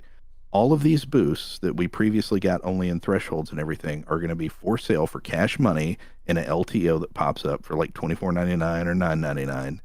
And they will also be added to the premium shuttle boost loot tables that right now you can go in your thing and get 250 dilithium for a 10 back of premium shuttle boosts. They will be in there. So anybody that goes nuts and goes pulling on those and buys the LTO will have a significant advantage over anyone else who does not spend money or does not have those boosts at the ready. Yeah, because I know some players that have like already 600 pay to of them play saved up. Yeah. They have so many. I'm getting real James Bond vibes right now. You know where the villain has like a 2-minute exposition right about how he's going to kill James Bond. Where's your cat, Frank? I just put him out. Broke the trouble. Literally just put him out. I'm going to say I don't think they're going to walk back any of this. for two reasons. One, we have precedent. Everything you just described, Frank, sounds exactly like faction events. Yes. You know, you can Yes. front load all your money, all your dilithium, all your boosts, and send a message by going up millions of VP. So, you know, they're no strangers to that. Number two, which I just lost. Please come back to me. Oh, yeah, after the quote unquote failure of fleet boss battles, where they said, you know, that didn't hit the marks we wanted, so we're not going to invest more time in it. Well, if this does, and people go full pay to win like they do in faction events, well, then maybe they'll invest a little bit more. Maybe they'll expand it. Maybe they'll tweak it. So, yeah, pay to win or not, I don't think they're going to change that if it's hitting the marks that they wanted to. If that graph goes up on the diagram, like, this is what Fleet Boss Battles made us, this is what Goyage has made us, and like, oh, okay, maybe we've hit the magic money tree, milk the whales, you know. But yeah, I again, I've said this before. It's such a shame. With yeah, no, I'm not going to tell you what that looks like. For podcast listeners, I just milked the whale. It's okay. I have nipples, Ben. Can you milk me? Okay, Actually, my he great can, and right. he will. Hang on. My oath of celibacy is on record, Captain. Yes. Okay. And I will just say, like I've said it before, but yeah, it's such a shame that Fleet Boss Battles didn't get the expansion that it deserved, because like there were so many good things that we wanted from that. That actually felt like one of the few things in the game that, like, oh cool, we're doing something different, or we're doing something reasonably different, and we've got something we can invest in. But they kind of just went, nah. I'm like, fine. You know, I'll agree, because in terms of modularity, you can get a different boss, which is a lot of fun. Yeah. You get an entirely different meta. What if cloak mattered? What if evasion mattered? You can get an entirely different bridge, and you can get different rewards. What are they going to do to iterate on Goyages? Probably they're just going to change the little PNG of whatever standard Romulan is standing there, and you're going to get the same kind of rolls and the same kind of gameplay. So I think actually boss battles had a lot more potential for iteration than they were talking about different does. bosses doing different effects, because obviously the planet destroyers, like, you couldn't use, no, accuracy didn't matter, but maybe they would have one that cloaks every 5 seconds or something. Like, yeah, there was tons of potential there without derailing us too much. What about event bonuses? So obviously crew are going to matter for what crew you take. What's the sort of the level looking at here? Because, you know, for a lot of events, you know, you take your, you know, factions especially, you'll have a couple of event bonuses there, a squad share. Does that matter as much here on your voyage? Will you have to take the event bonus even if they're like a tier 7? Oh Jesus, will they matter? I think it's time for another James Bond style exposition from the mad scientist here who gamed that exact aspect of last the test event. It's almost like And I'm leading the question. I can only thank Danjevin, who really is the brains of the operation, because he mathed this out brilliantly in Discord in real time and explained it to everyone like the third grade mind that I have, so I could understand it and figure out what I was doing. Because I launched initially a crappy voyage when the event started, with zero bonus crew on it. I had people that I had equipped that we had talked about private, like Admiral Black, people with voyage rolls. I'm like, yeah, because I'm going to have voyage or gauntlet encounters, so I need this. I was getting no VP. There were a couple of dudes on the leaderboard who were smoking me, and I could not figure it out how they were going so fast when we can't speed anything up. Like, we're all on the same playing field. What's going on? And I've got every crew almost in the game, so you're not beating me there. What are you doing? And then I realized, oh, you have to, like, actually take the featured event crew. Interesting. Okay. And Dan mathed it all out. So, short story long, there is a base VP that everyone has. Everybody starts with the same base VP of 200, I think it is. I think it's just 50. That's right. That's right. Everybody's got 50 VP. And that's so when you get your passive VP rolls, like you find a canister in space and you open it and there's 1-star Boomer Mayweather and Krons and some VP, it's your passive VP and the multiplier that you've earned through all these gauntlet encounters. Your passive VP base only grows if you add the featured crew. And for every actual, like, main featured crew, it's 25 VP. And for just a bonus crew, it's like 10, I think. That's right. Yeah. So the maximum that you could have had in the test Goyage was 320, which is what I ended up sending out, because of the 4 featured crew, nobody had med. So you had to take somebody that was just a 10 VP Vonus that had med. So I only used 2 crew that had med, and then multiple copies of the other 4, so I could have the max 320. And it also gave me the antimatter was crazy because you get crazy antimatter, and I had 5100 antimatter that even when you're failing everything, 5100 antimatter at 22 a minute is 231. I can't math. That's almost basically 4 hours. Every time you have to refill, your voyage is good for 4 hours, which is like double what a normal voyage is. So the math behind using the featured crew is unmatchable. The problem is, who the hell in their right mind had 4 copies of Cisco the Cop and Hard as a Horse and old crappy Launch Janeway? No one.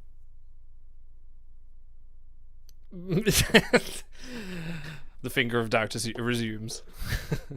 How much quantum did you burn retrieving all those Cop Ciscos? Well, and I haven't retrieved anybody since the charity show where I retrieved nothing but Shinzon. So I had 40,000 quantum sitting there. So I retrieved a bunch of Ciscos, bought a bunch of Polestars, and yeah, that was, and then equipped them all, ran them all through equipment completely, 4-4'd them all. That was not fun. And it ultimately, with running that crew it was like 9 hours into the event before I even launched that voyage, I ended up in 8th place. Yep. So it multiplied quickly. Had it gone another couple of days, I might have gotten top 3. Is it worth, just because I'm thinking like, okay, previous event you win, you get top 750, you've got 2 copies of this crew. Mm-hmm. Fantastic. It's worth using them, or is it worth taking 2 1-stars into a voyage? I'll let Dan answer that because Yeah, we I do mean, have a theory. Yeah, I think Frank already touched on it. Just the benefits you get from just the raw antimatter far outweigh, and just using void tokens far outweigh any sort of strength level you could get your crew to. So, if you had saved all 4 of your separate copy of horseback Picards and then just jammed them in the voyage, you would have actually done far better than a single fully fused copy. And then I even mentioned early on, I didn't realize at the time, but I had all these Captain Janeways laying around my roster, just praying for mutated Paris so I could make some more lizards. And yeah, I mean, I could have absolutely thrown on these Worst level harem 1 ever. These level 1 Janeways would have gotten me probably an additional star on the event reward if I had just thrown them on and really maxed out that antimatter. So yeah, I had the math in place. I just didn't know how to apply it until Frank came along. So team effort, Wonder Twin powers activate. So let me ask you guys, and y'all in chat too, having played with it now a little bit, do you think that's the way to go, where you have to have bonus crew? Or do you think maybe they should bump down that base VP so that you can work in some crew who aren't bonus and still get some use from them too? We're only really talking top 30 here. I mean, you can probably you can easily make top 750 just putting together a really great voyage. And you can probably even make a top 100 if you make a really great voyage and all of them are equipped out. But you're really only talking about just the most competitive of the competitive that are really going to be doing these sort of techniques. And also it was a test voyage too. They're going to be taking the metrics from this. Clearly they're listening to feedback as well. And they're going to be using this to fine tune it. So we don't know what we're going to see in 2 weeks, if it'll be the same or dramatically different. And it also goes back to our previous discussion of people that want to be able to do several things. If you're not going for top 30, put some good people, some bonus people on the voyage to help yourself with antimatter.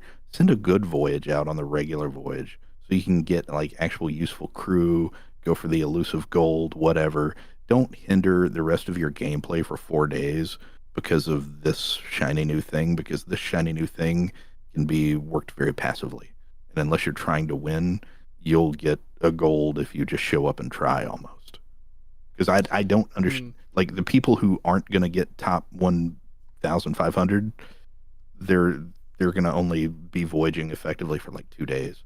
After a while, though, people cotton on, say, 4th or 5th Goyage event, there will be people that are more clued on. They've been talking to their fleets. There probably will be a bit more competitive. Do you not think? Because I think the first one may be a bit more passive. Because if everyone, if everyone's special, no one is. So if everyone's running just like a basic Voyage, they'll be like, oh wait, why am I 1,420 when last week I was 750? So I imagine there will be a little bit more push, and for the people that do, the same for like skirmishes. Took a while for people to get like the good combinations and fleet boss battles as well, but once they got there, it's like, all right, now we're just spamming Ultra Nightmare. Right now we're just like going crate and glass cannon. Let's go. So I wonder if that will change. I think we underestimate the amount of people who actually battle for 1,500 week in and week out. Because if I can make a small example of good friend of the show, Shiaporn, who's watched us since the beginning. He's an established player. I think he's VIP 0, or he doesn't spend, but he plays a lot.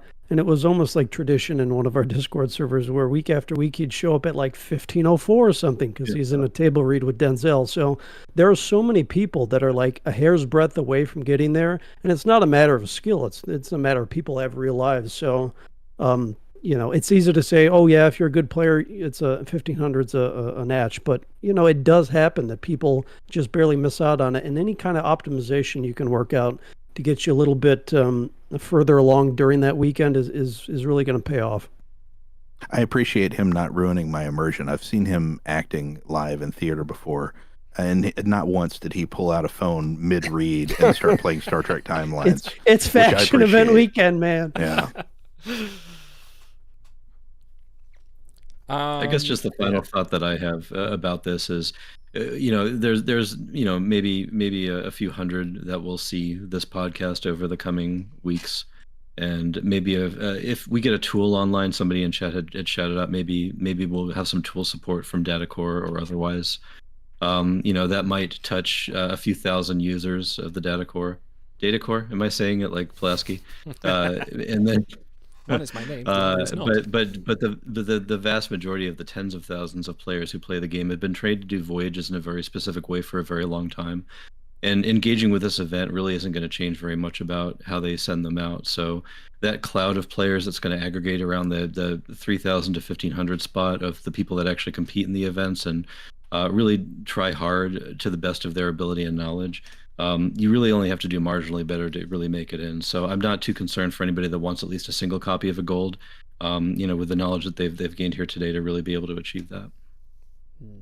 I'd imagine the, because most events, aside, the event, getting the event bonus crew is a matter of just sort of getting the purple. I imagine like in this one, you're going to want to focus on getting that gold just for maximum bonuses. It depends on, how competitive people want to be, but I imagine there'll be a lot of clueless people going, oh, I need this crew. Well, you have to buy the packs. Okay. And I guess for the second place, it was actually a really neat battle on the test event for first and second place. I didn't get to see what strategies the two players used, but they were pretty constantly number one and number two the entire 2 days, and they swapped it back and forth. One of them was a VIP 0 player. So obviously you can not spend and finish very well at this event, at least from what we've seen. Now, should things roll downhill because of strategies, sorry in advance, but hopefully it remains accessible to everybody, because the one thing, I may shitpost in real time about how I'm going to do this event, but the one thing I always want to make sure is that all the modes of this game are accessible to everybody, because it's Star Trek and it shouldn't be behind a paywall. And if there's going to be anything in it that suddenly turns off a big segment of the player base and makes them feel invalidated or whatever, I don't like that. What if I paid $7.99 to be a part of the home of Star Trek? Oh wait, no, it's not anymore, is it? Okay. Any final thoughts before we move on away from Goyages? Any last lingering sparks of innovation? Any last gauntlet pushes of inspiration? No? Okay, fantastic. Right, let's move on.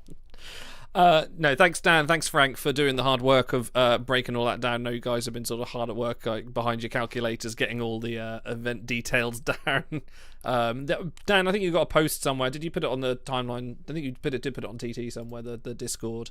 It's on User Square. It's not too far up. Yeah, not too far. We'll probably we'll look at pin that. So if anyone wants to go and see the maths behind it and go read that, go have a look at that. Speaking of TT, shout out big.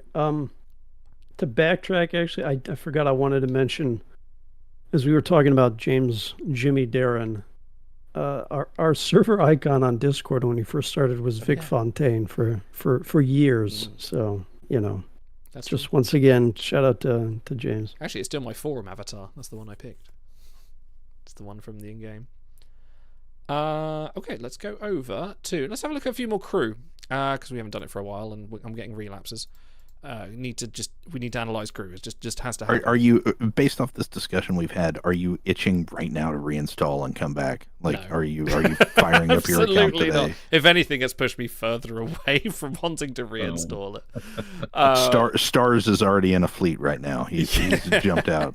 I've actually only just recently got kicked out of my fleet. Siete told me. Let's look at... Dude, that kicked me out after like 1 month. How long have you been gone? Like a year? What the hell? Let's keep my seat warm. I don't know if because I actually offered out my account to someone else to play, but I don't know if anyone took it, so that's fine. Okay, Subspace Rhapsody Pike, on his knees begging for you to take him in his private conversation. From Subspace Rhapsody, I'm glad we're getting more singing crew in the game. I do like the singing crew. I'm not as keen on the singing episode, but I've made enough reggae remixes of this. Actually, I'm going to go link that in chat so you can listen to that instead of afterwards. Listen to it afterwards. What do we think of Subspace Rhapsody Pike? Stuck to an improbability field, Pike and his crew find themselves in a musical reality where heightened emotions make them break into song.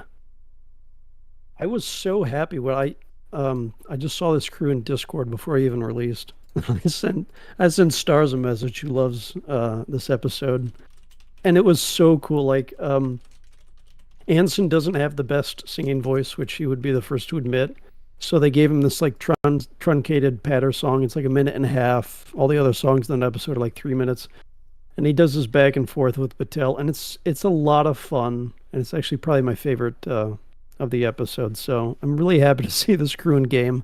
This is also like the one of 3 pikes in like 4 weeks or something. So they are hitting the pikes hard. I know a lot of people that would hit Pike hard, but for different reasons. He's pretty high tier.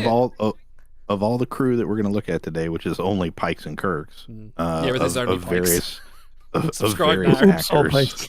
Oops, all Pikes. He is arguably one on his knees, and what better? It was a great episode. Some of us have pirated that into self-serving music career. Not me. He looks like he's not naming any names. He looks like he's like not so much singing, but more like unhappy he has to give this sort of medical exam right now. Well, I wanted to make the best bridge display that nobody would ever see by putting him next to injured Torres and having him be, oh my goodness, what's happened to you? But nobody would see it. As Janeway would say, he does the hands well. Shout out Mike Gardner, the artist for Timelines. So we've had this conversation for a while, sometimes tongue-in-cheek, sometimes not, where it's like some of these crew are so obviously stenciled, like it's not even funny.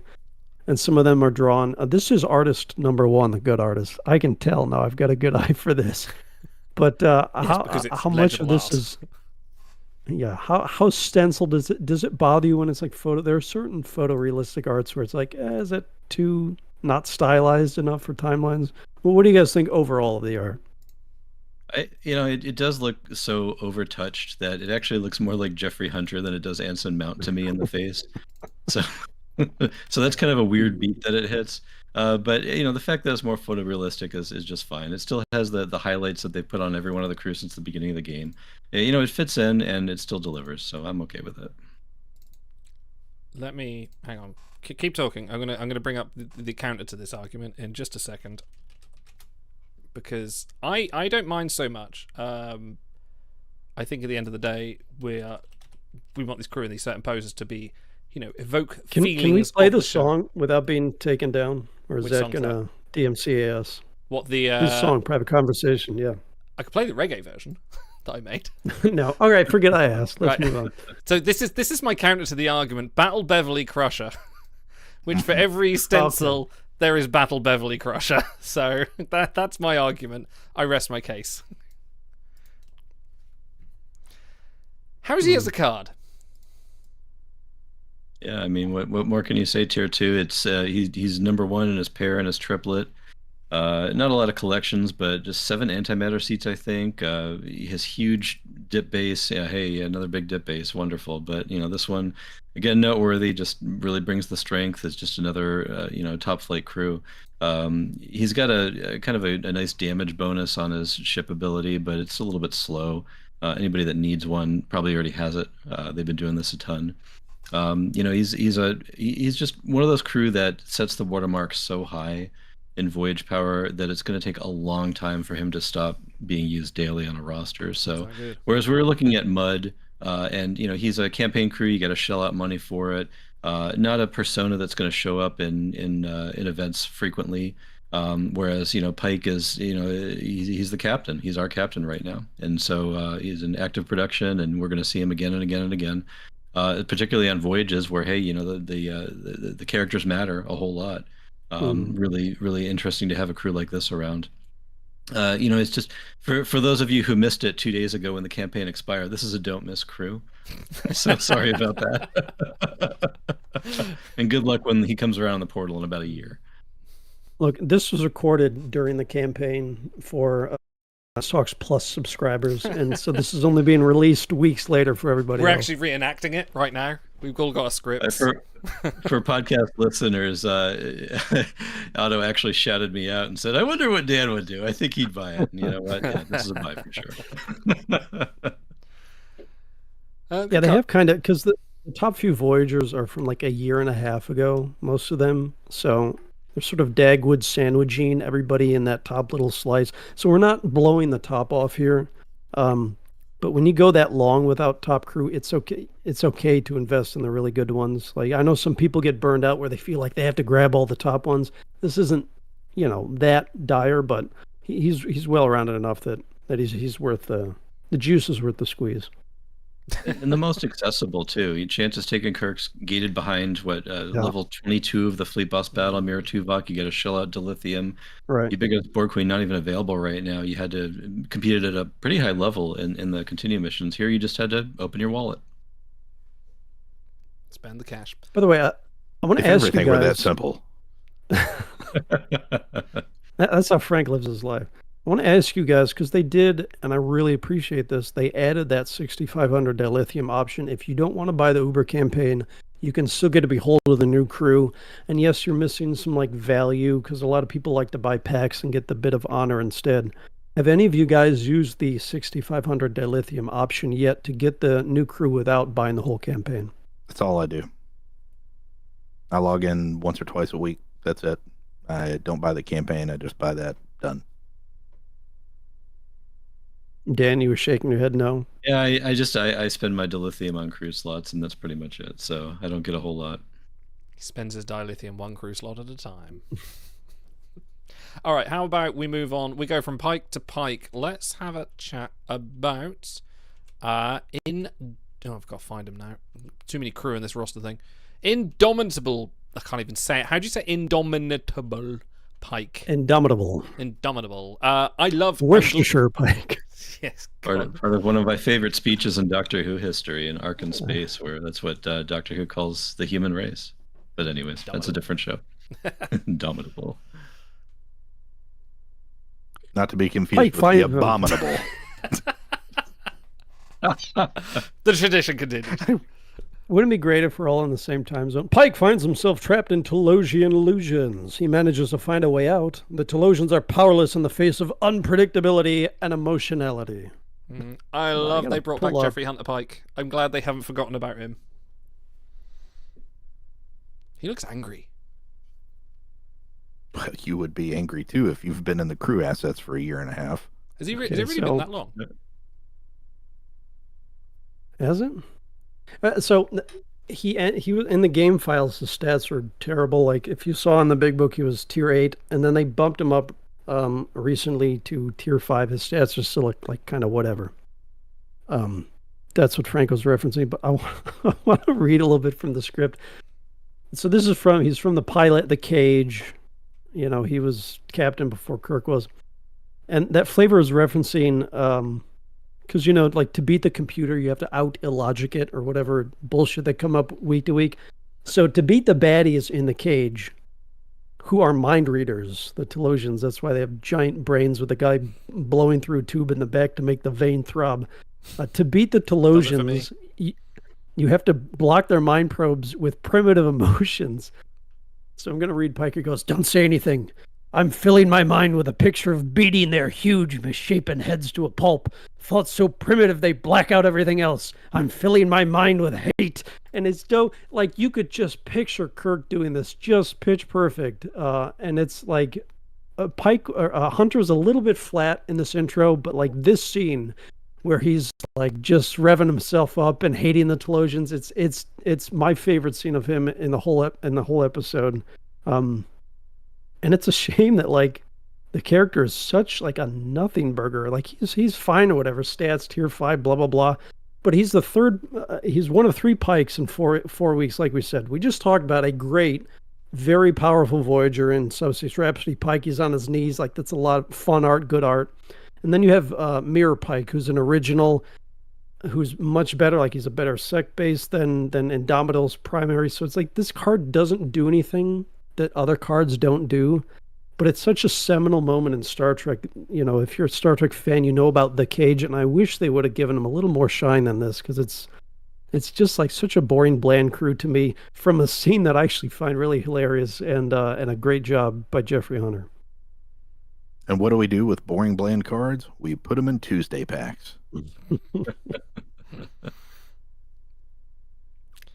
I will say this card. You know, it's not completely out of the realm of possibility. The triplet in particular, it hasn't really gotten a lot of love over the years. Recently, we did get we got Water Polar Archer just a few weeks ago. So in this exact skill order, who clearly beats this card by some points. But other than that, it's been quite a while. I think Activated Dodge was the one beforehand that this card was competing with, and so wow. Not a complete waste. And like 2019. Yeah, that was... yeah, you're reaching back there. So. Yeah. But if you're talking about just any order, you've got number 3 Voyager Ubiquitous Borg Queen, and yesteryear's great flyer Acting Captain Eric, who's still flying on many rosters, and so you're not missing a whole lot if you miss out on this card other than the art.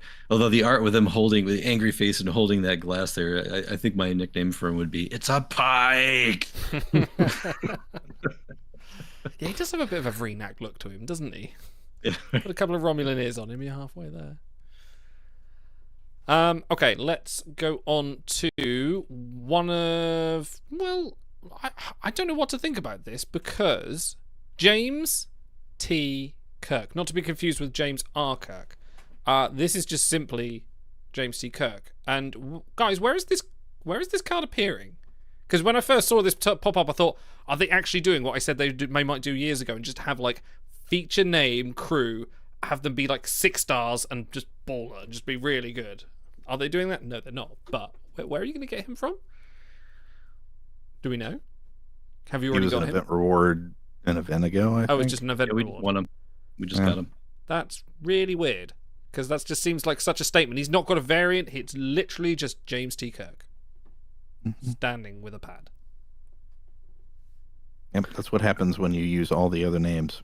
All right, so to offset this, actually, someone vamp. I'm going to pull this before I make my point. All right, Pally, I'll vamp for you. I tell you what, this one time I was in a nightclub just like this, smoky and dusty. And I said, "James T, what kind of name is that? James R, more like it."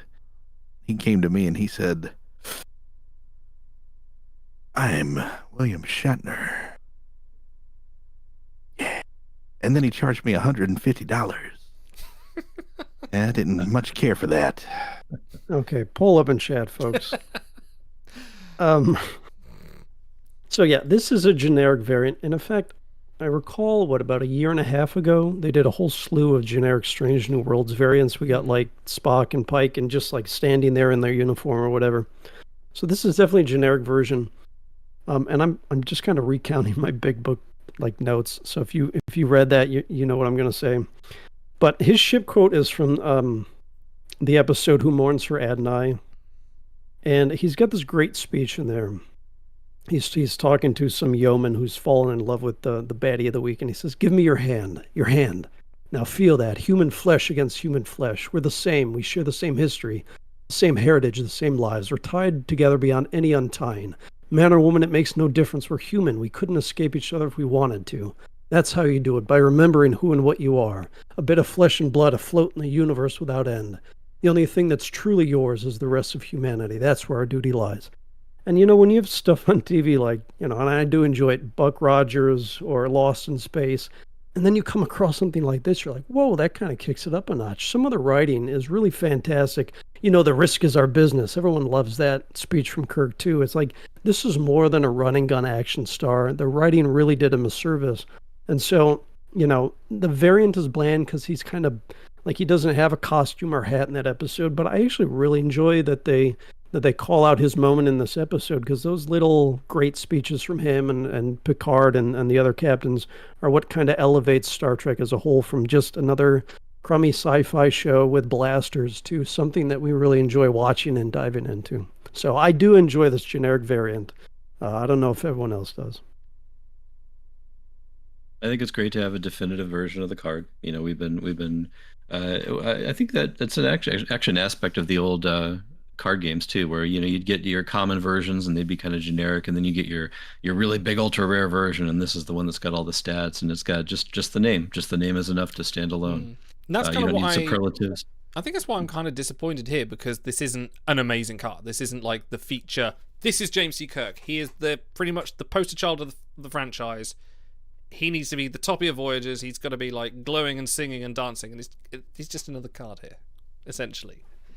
He's probably a good card, I think it's the strength of the artwork, though. I mean, you've gotten all the personality you need just in the smirk that they were able to capture. The artist was able to capture. That smirk give me 16-hour Voyages. You could be a part of it for sure. I mean, Kirk's are certainly going to be featured in Goyages at some point, and he's certainly a little bit behind the power curve. It's a shame.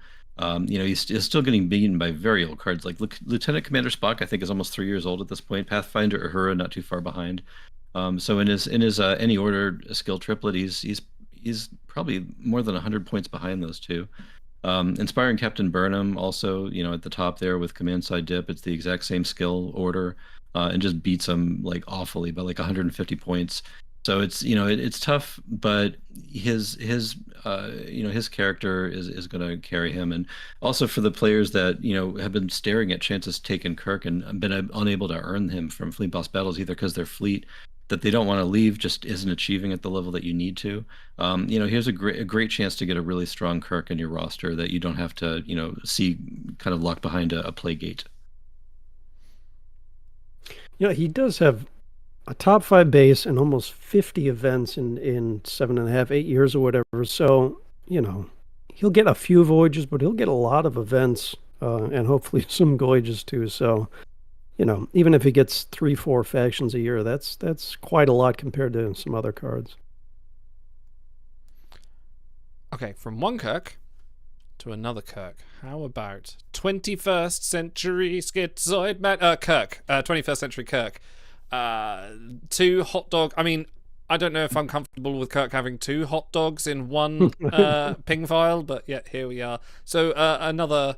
How do we rate this one in comparison? Also, what do you think of Paul Wesley's Kirk? Well, let's diffract into that. Seeing Kirk in 21st century Toronto makes one wonder. Could Federation time travelers already be in our time, posing as cosplayers? What is that the note? Yes. That's wild. That's probably their most out there one. I think only Stars and Garters in chat is going to get this, but for my Fallout fans, this is 2 dogs. Yeah.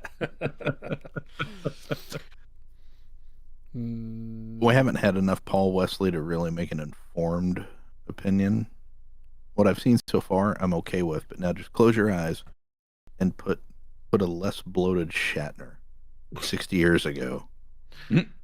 in this spot, in this show, going back in time into New York, Toronto, and getting 2 hot dogs and sitting there and talking to a Noonien Singh?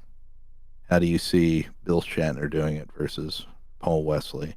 How do you see Bill Shatner standing there holding 2 hot dogs? He'd at least have a smirk on his face. Like, I mean, you gotta look no further than the Voyage home, right? So, I mean, to see him in kind of a civilian setting, and he owned it. He was right there trying to use the lingo and failing, but owning it, right? I mean, he had a swagger that was just irresistible, and I just don't think Paul Wesley brings that. He is, he plays the part, but I don't think he inhabits it like Shatner does. It's hard stepping into other people's shoes. Like, for anyone, you're always going to have that second layer of judgment of people looking at you and then looking at the second role. I'm just trying to think of any roles that have been recast. And Pike is a good example of one done right. Essentially, is like people were watching Anson Mount and just going like, no, he's incredible. We love him as Pike. He's a little bit different, a little bit more smirky, but yeah, we're great. But I think like going from that, and even I think a lot of the Strange New Worlds cast are kind of going into those roles now, especially Uhura, who is kind of filling that young void, although Uhura didn't get enough character development, and Chapel as well. So it's hard stepping into somebody else's shoes and trying to make it your own, which is kind of what Strange New Worlds has kind of all been about. And I don't know where I'm going with this sentence. It's kind of fading off into the ethereal. So, what do you think of Paul Wesley's Kirk? I don't mind him. I think he's okay. I think, again, like you say, we need some endorsement. We need some more. We need some more.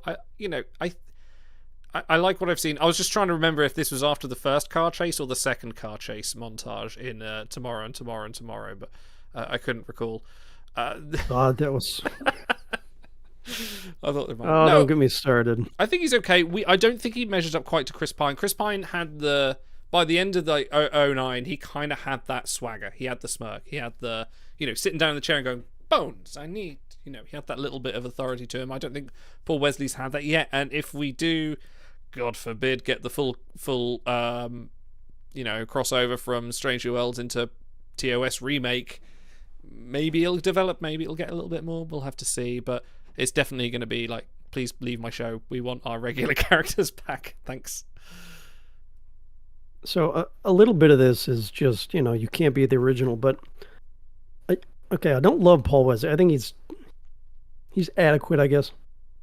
Kirk was suave and smooth and dynamic because William Shatner was. And it feels like in this case it's reversed, where it's like Paul Wesley is smooth because that's what Kirk is supposed to be. So it's like it's not putting his spin on it. Like he's trying to play the character instead of the character being who the actor is. And so whenever I see him, I think, damn, he's smooth.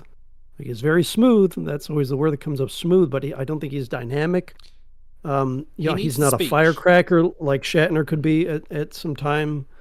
So I just, it's like, okay, no one's watching at this point. I can say that, right? It's like, it's like edging, and then they kind of ruin the orgasm. Where it's like you're getting there. He's almost got it. He's very smooth, and he's got certain mannerisms that are like, I could see a Kirk being like this, but he just doesn't push you over the edge the way that Shatner does when he plays Kirk. So I can see I'm the only one who's ever for that. my favorite 20 seconds that we've ever done. Wow, fantastic! Don't clip that. No, in my head, I'm just wondering, like, that. yeah, is there? No, you know what? I'm not even going to finish that thought. Let's not. I'm immediately going to the next Star Trek convention, and I'm finding Paul Wesley when he's doing a signing. I'll be like, listen, you've been edging me for too long, buddy. It's time to shit or get off the pot. I will say that's my treat to people who are still watching in hour 3 here.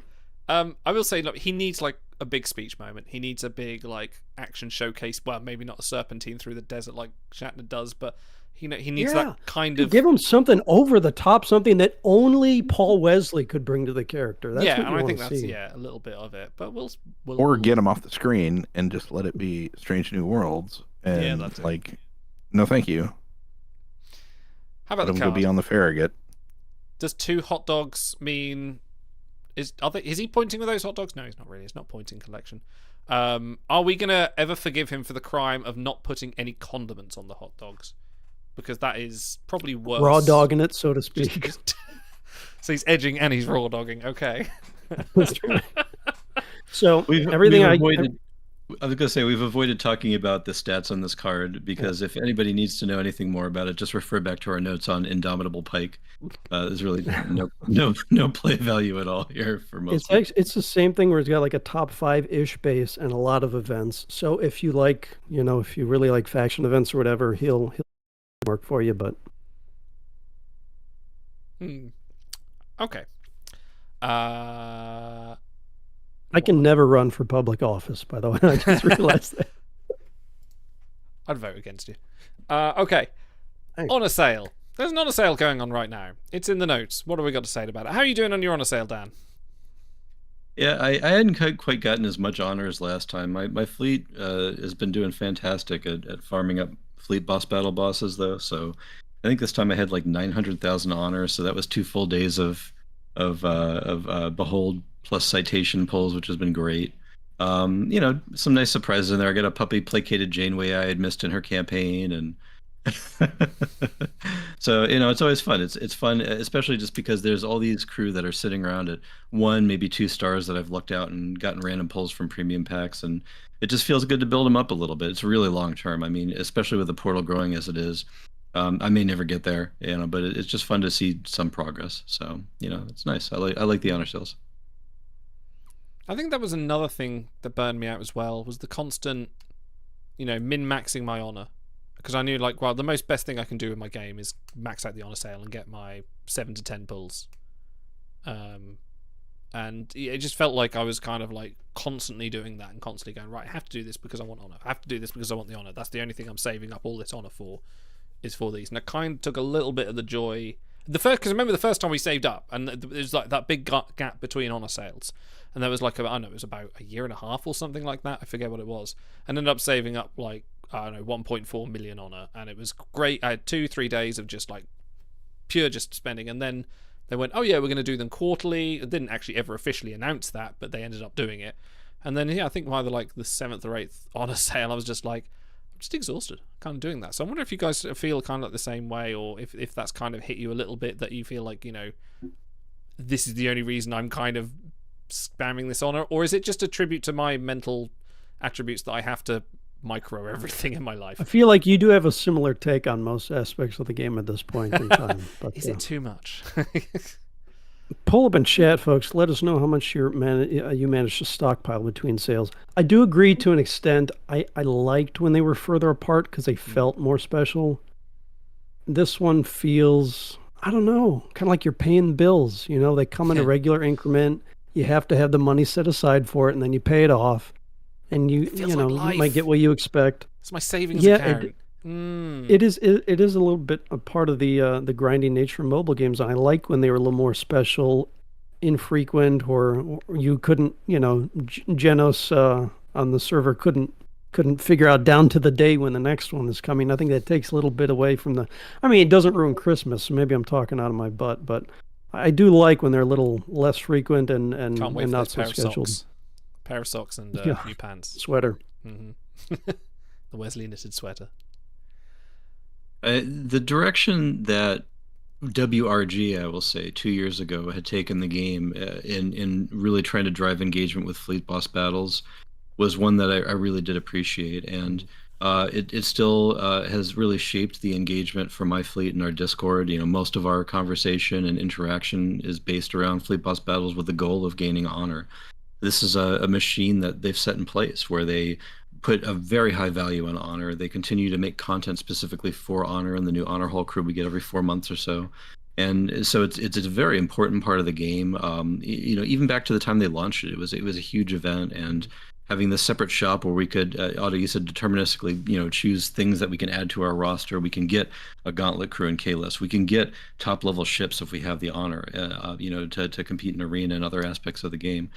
So it exists as a solution, but the price is too high to get those solutions compared to the benefit you get out of just saving for the honor sale, and that's the true crime.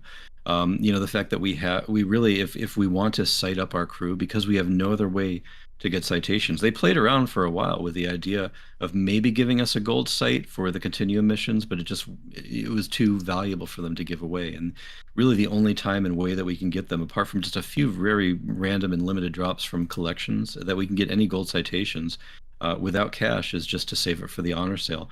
And that just makes it the most important event in the game for most players. You're never going to be able to naturally get a crew from 1 star to 5 just by pulling packs. It's just not going to happen. So this is what we have, and this is what we do in order to get our crew maxed out. And with the drive now to put them in through the continuum missions to get them equipped up so we can send them on the new Goyages, it just becomes more important than ever to really get all the gold citations we can.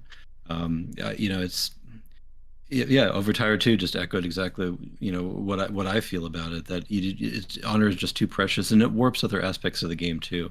If I have extra credits, I'm spending them on packs to get those common crew that I can grind up into more honor. Everything I do in the game is just more honor, more honor. I demand honor. I don't have it as a button at the moment. We're in a post timelines talks economy on my Steam Deck at the moment. I love honor. There you go. Honor. Yeah, they could fix it by just being a little more liberal with the gold sites, but then that would I think hamper their other revenue stream, which is selling crew slots. But we already got into that, so forget. Yeah, they have been more definitely more generous with like citations and with beholds as well. Like you can get a lot more legendary begolds than when I started playing. Definitely. They've definitely increased on that front. I think from my account I still have about 30 odd sites from various honor sales that I've been saving, and with the fact that there's God, how many golds in the game now? 600-700 golds. It wouldn't hurt for them to just increase the rate in which they give away sites for elderly players that can do it. I don't think that is necessarily a bad thing, and people do save sites up, so it's not a case of like, oh well, crew at the cart, people are just going to get 1 star in a crew and just cite them up. I'm like, well, yeah, of course they are. It's not even an issue. For podcast listeners, how much honor can you save between sales? The majority of our viewers save between 250,000 and $1 million, and one poor sick individual gets over $1 million honor between each sale. That is a lot of crushing up Wesley crushers. I didn't know Janos was in chat today. It's the Suncoast ability to manage to grind out of honor out of nowhere. I'll never understand, but they have some secret voodoo magic with fleet boss battles. Is Frank flipping his shuttles? Where did he go? He's gone off to finish the edging. Oh, come on! You started it. I'm sorry. I can't pretend like I'm classy. So whatever. We're in hour 3. Do what you want. In which case, shall we wrap things up with one last crew? We'll skip ahead a little bit. With one last crew. Hold on, chat. Skipping. I made most of that. We don't. I'll tell you what. God. Let's do 2. We'll do the new upcoming crew, Voyage exclusive, and the continue mission reward. Okay. Let's talk about that. If I go to my analysis screen, let's do it this way around. Let's talk about Beverly, who's coming soon. There's a new Crusher coming. We have stats for one and art for the other. Yeah, so. We have the art. We have art and stats for casual, but let's talk about Crusher first. Bridge Crusher, not to be confused with Bridge Geordie or Bridge or Crush Bridger. Or Crush Bridger. Dude, that is such a great 80s action star name. No, it's a starlet of some noir film. No, starring Crush Bridger as the bride. Or Big McLarge Huge. Yes. Dash Rip Rock.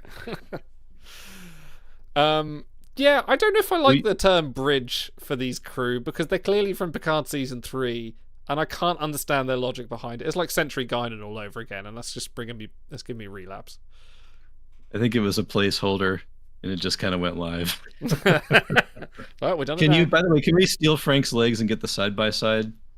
Because it's pretty telling here. Sorry. Oh, no. That art is so bad. Her top is gone. Yes, here we go. Good artist. Oh, no. Okay. Is that not what you meant? There we go. Yes, there we go. Actually, I'm just going to enlarge the top portion because it's more striking. Because, Gates McFadden, she ages well. She looks...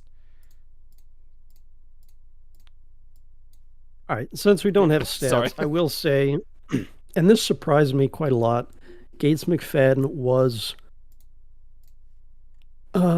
probably my favorite part of season 3. I mean, Shaw was a close second. I wish they'd given him more, but Gates came in and like, damn, like where was this during TNG's initial run? Like she can fucking act.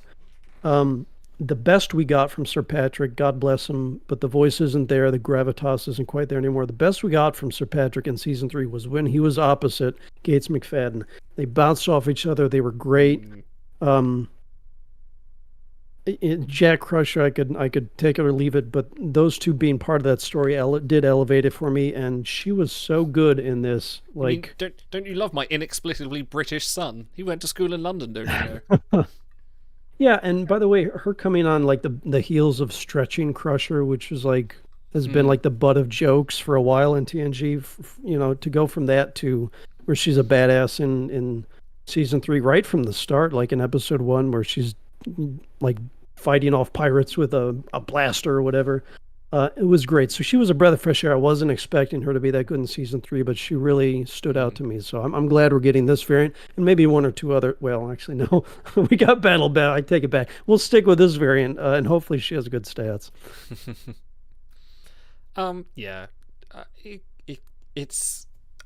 This feels like this should have been a Fleet Boss Battle crew bridge lineup. You should have, Geordie and Riker and, Worf falling asleep on the chair next to next to Geordie. Picard and his Borgified son somewhere else. Picard season 3 was. I have mixed feelings about it. We've discussed it at length on a different. Did we? I think we did talk about Picard season 3 at one point, didn't we? I think you and Stars did on the stream once. We did, yeah. I had a lot of the mixed feelings annals about of timeline stocks. It was very, very, very, very, very fan servicey and not very. The twist was not very good. But it kind of started off well and there you go. My opinions on it. Shall we talk about? Well, before we go on, we got to talk about why.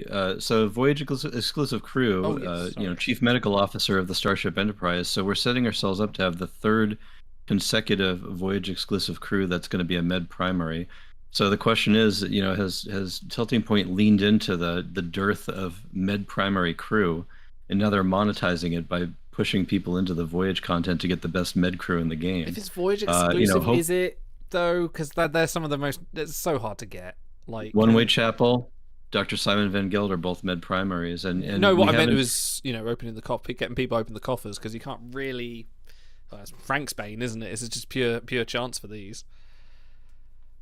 Yeah, but it's well, I guess monetizing is the wrong word. It's gating, I guess. Okay. If you want the best med crew in the game, then you got to in this case. Gatesing, you got it. Oh, so good. So sorry.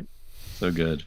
Yeah, it's rough, especially from the outside looking in, and you have a hard time achieving those 12-hour voyages to get those optimal dilemmas because you don't have the best med crew. It's the cart leading the horse for a lot of players that are still working their way up the roster, and you're going to have to invest in some suboptimal crew that fill the med slots just to be able to get you up there, just to be able to earn crew like her.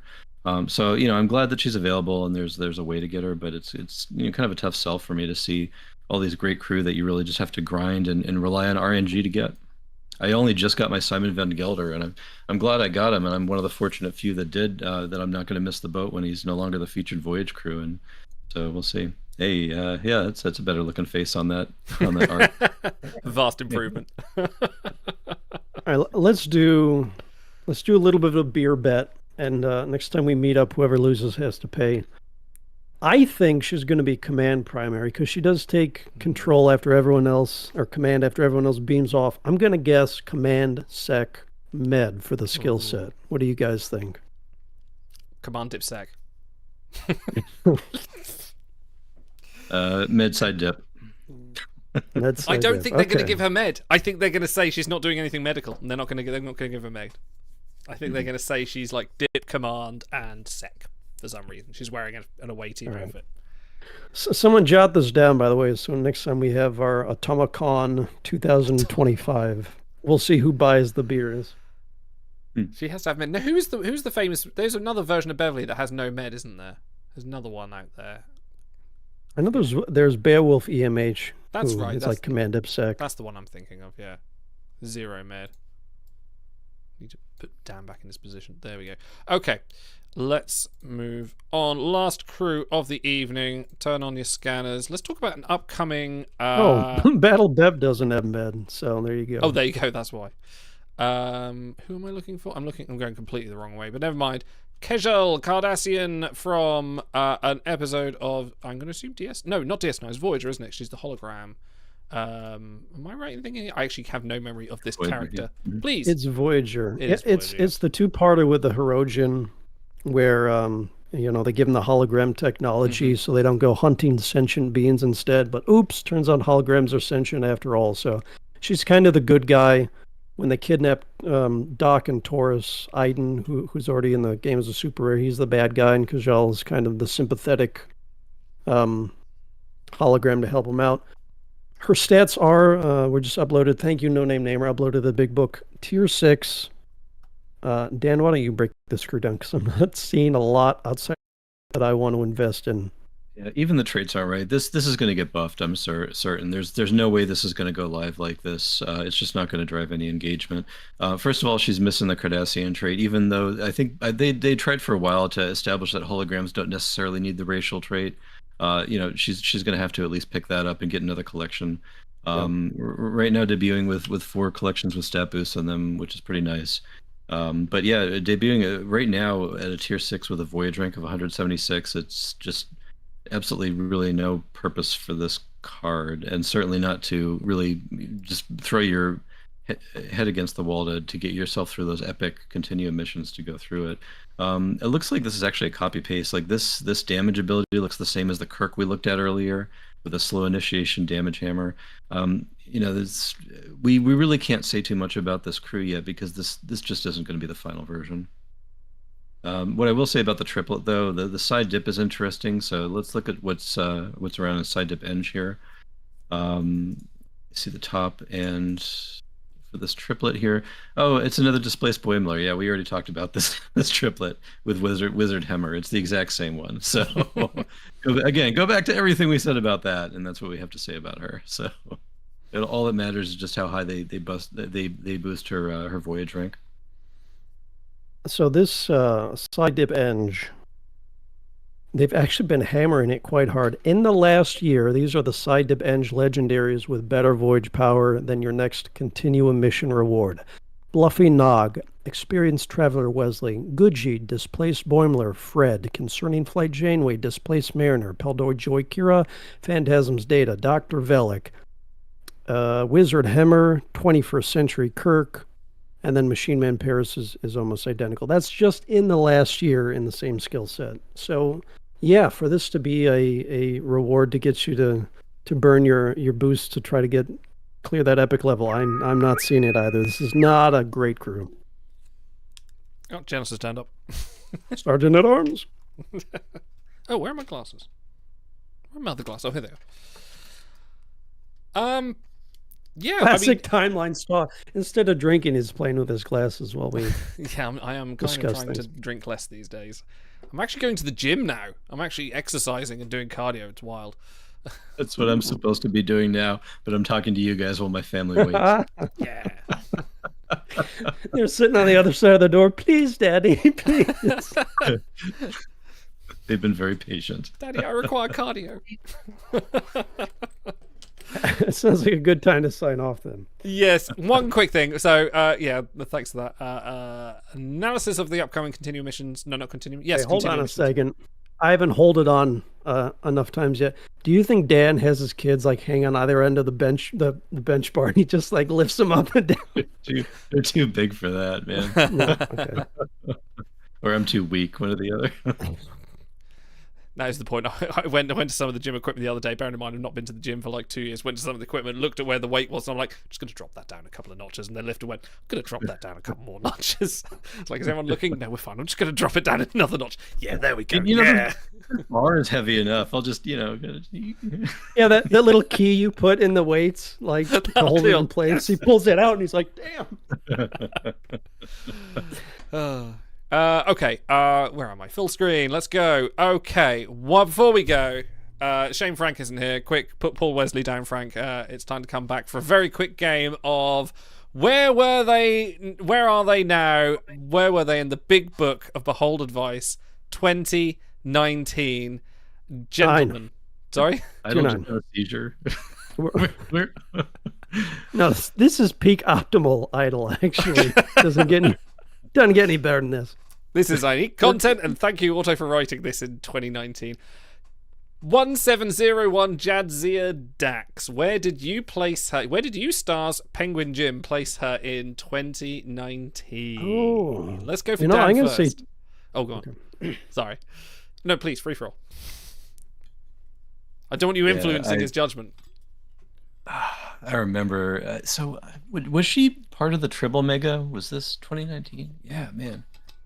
I think that's when she was released. She was fantastic. She had a great set of skills. She had all the traits. Like, I still use her all the time in Fleet Bus battles to solve nodes. She has all the traits. And I think she was pretty strong, too. Was she from an event that you could earn 4 copies, too? So you had her maxed out? So I think this that... is 1701 Jadzia? Correct, yes. Yeah. Okay. I'm going to put her at debuting at 3. Tier 3. Tier 3. Oh, so yeah. I was also going to say 3. I'll bump up to 2. For a while, she was the league leader. She had more big bonus event features than anyone else by like a mile. They kept hammering her. She had like 5 when everyone else had 2. She had a good base. They only had like 3 collections in game back then. I think she was a decent Voyager. So, yeah, I'll go 2. I remember her being quite good. I think she was stronger than most of the Jadzia Golds. Yeah. So Stars says tier 2. General says tier 3. Guys, you're well off. You put her in tier 7. What? Substandard voyage numbers, no gauntlet use. You'll find her slipping from daily use as you gather more potent and multifaceted Psycrew. That's what you wrote. Those are true, though. Those are true statements. They are indeed. Look, in my defense, this was before I had ChatGPT write all the crew notes for me. So, I had to pretend to do homework back then. Hey, he is automaton. Oh, sorry. Armus. Where did you put Armus? Armus? Was he even out in 2019? Apparently so. I don't think I liked him. I'll go with like 6. Like, he was a very good Gauntlet crew at the time, but his only 65% came with an Edge primary. He's a god-awful Voyager. He didn't have great collections. So, yeah, I'll go with, what did I say? 6? I'll go with 6. I can't imagine anybody giving a tier that high for some crew that only has a single use in the entire game. So I'm going to go tier 9.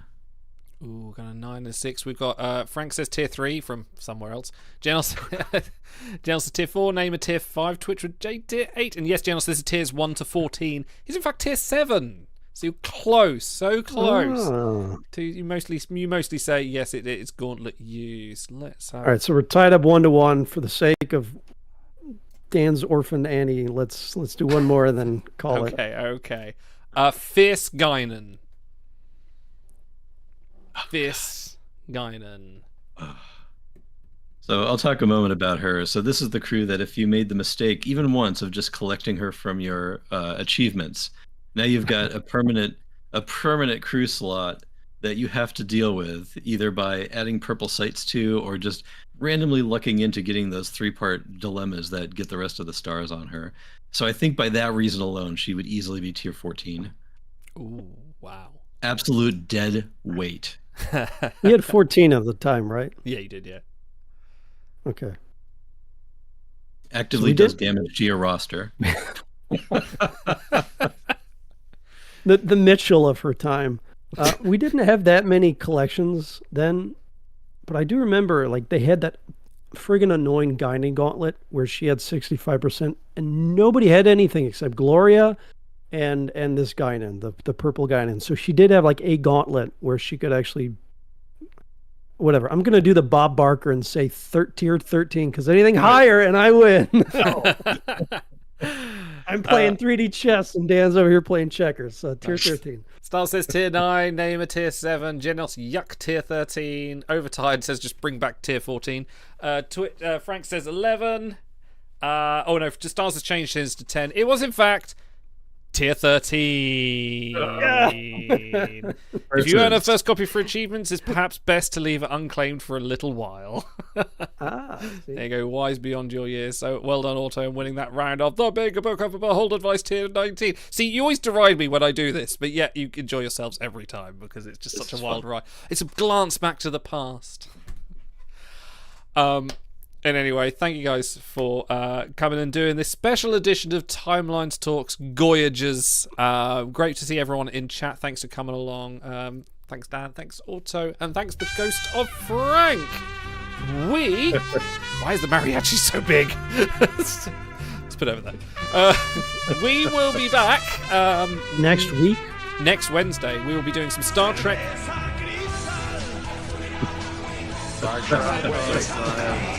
I don't have it anymore. Your battles are gone. What a savings. We'll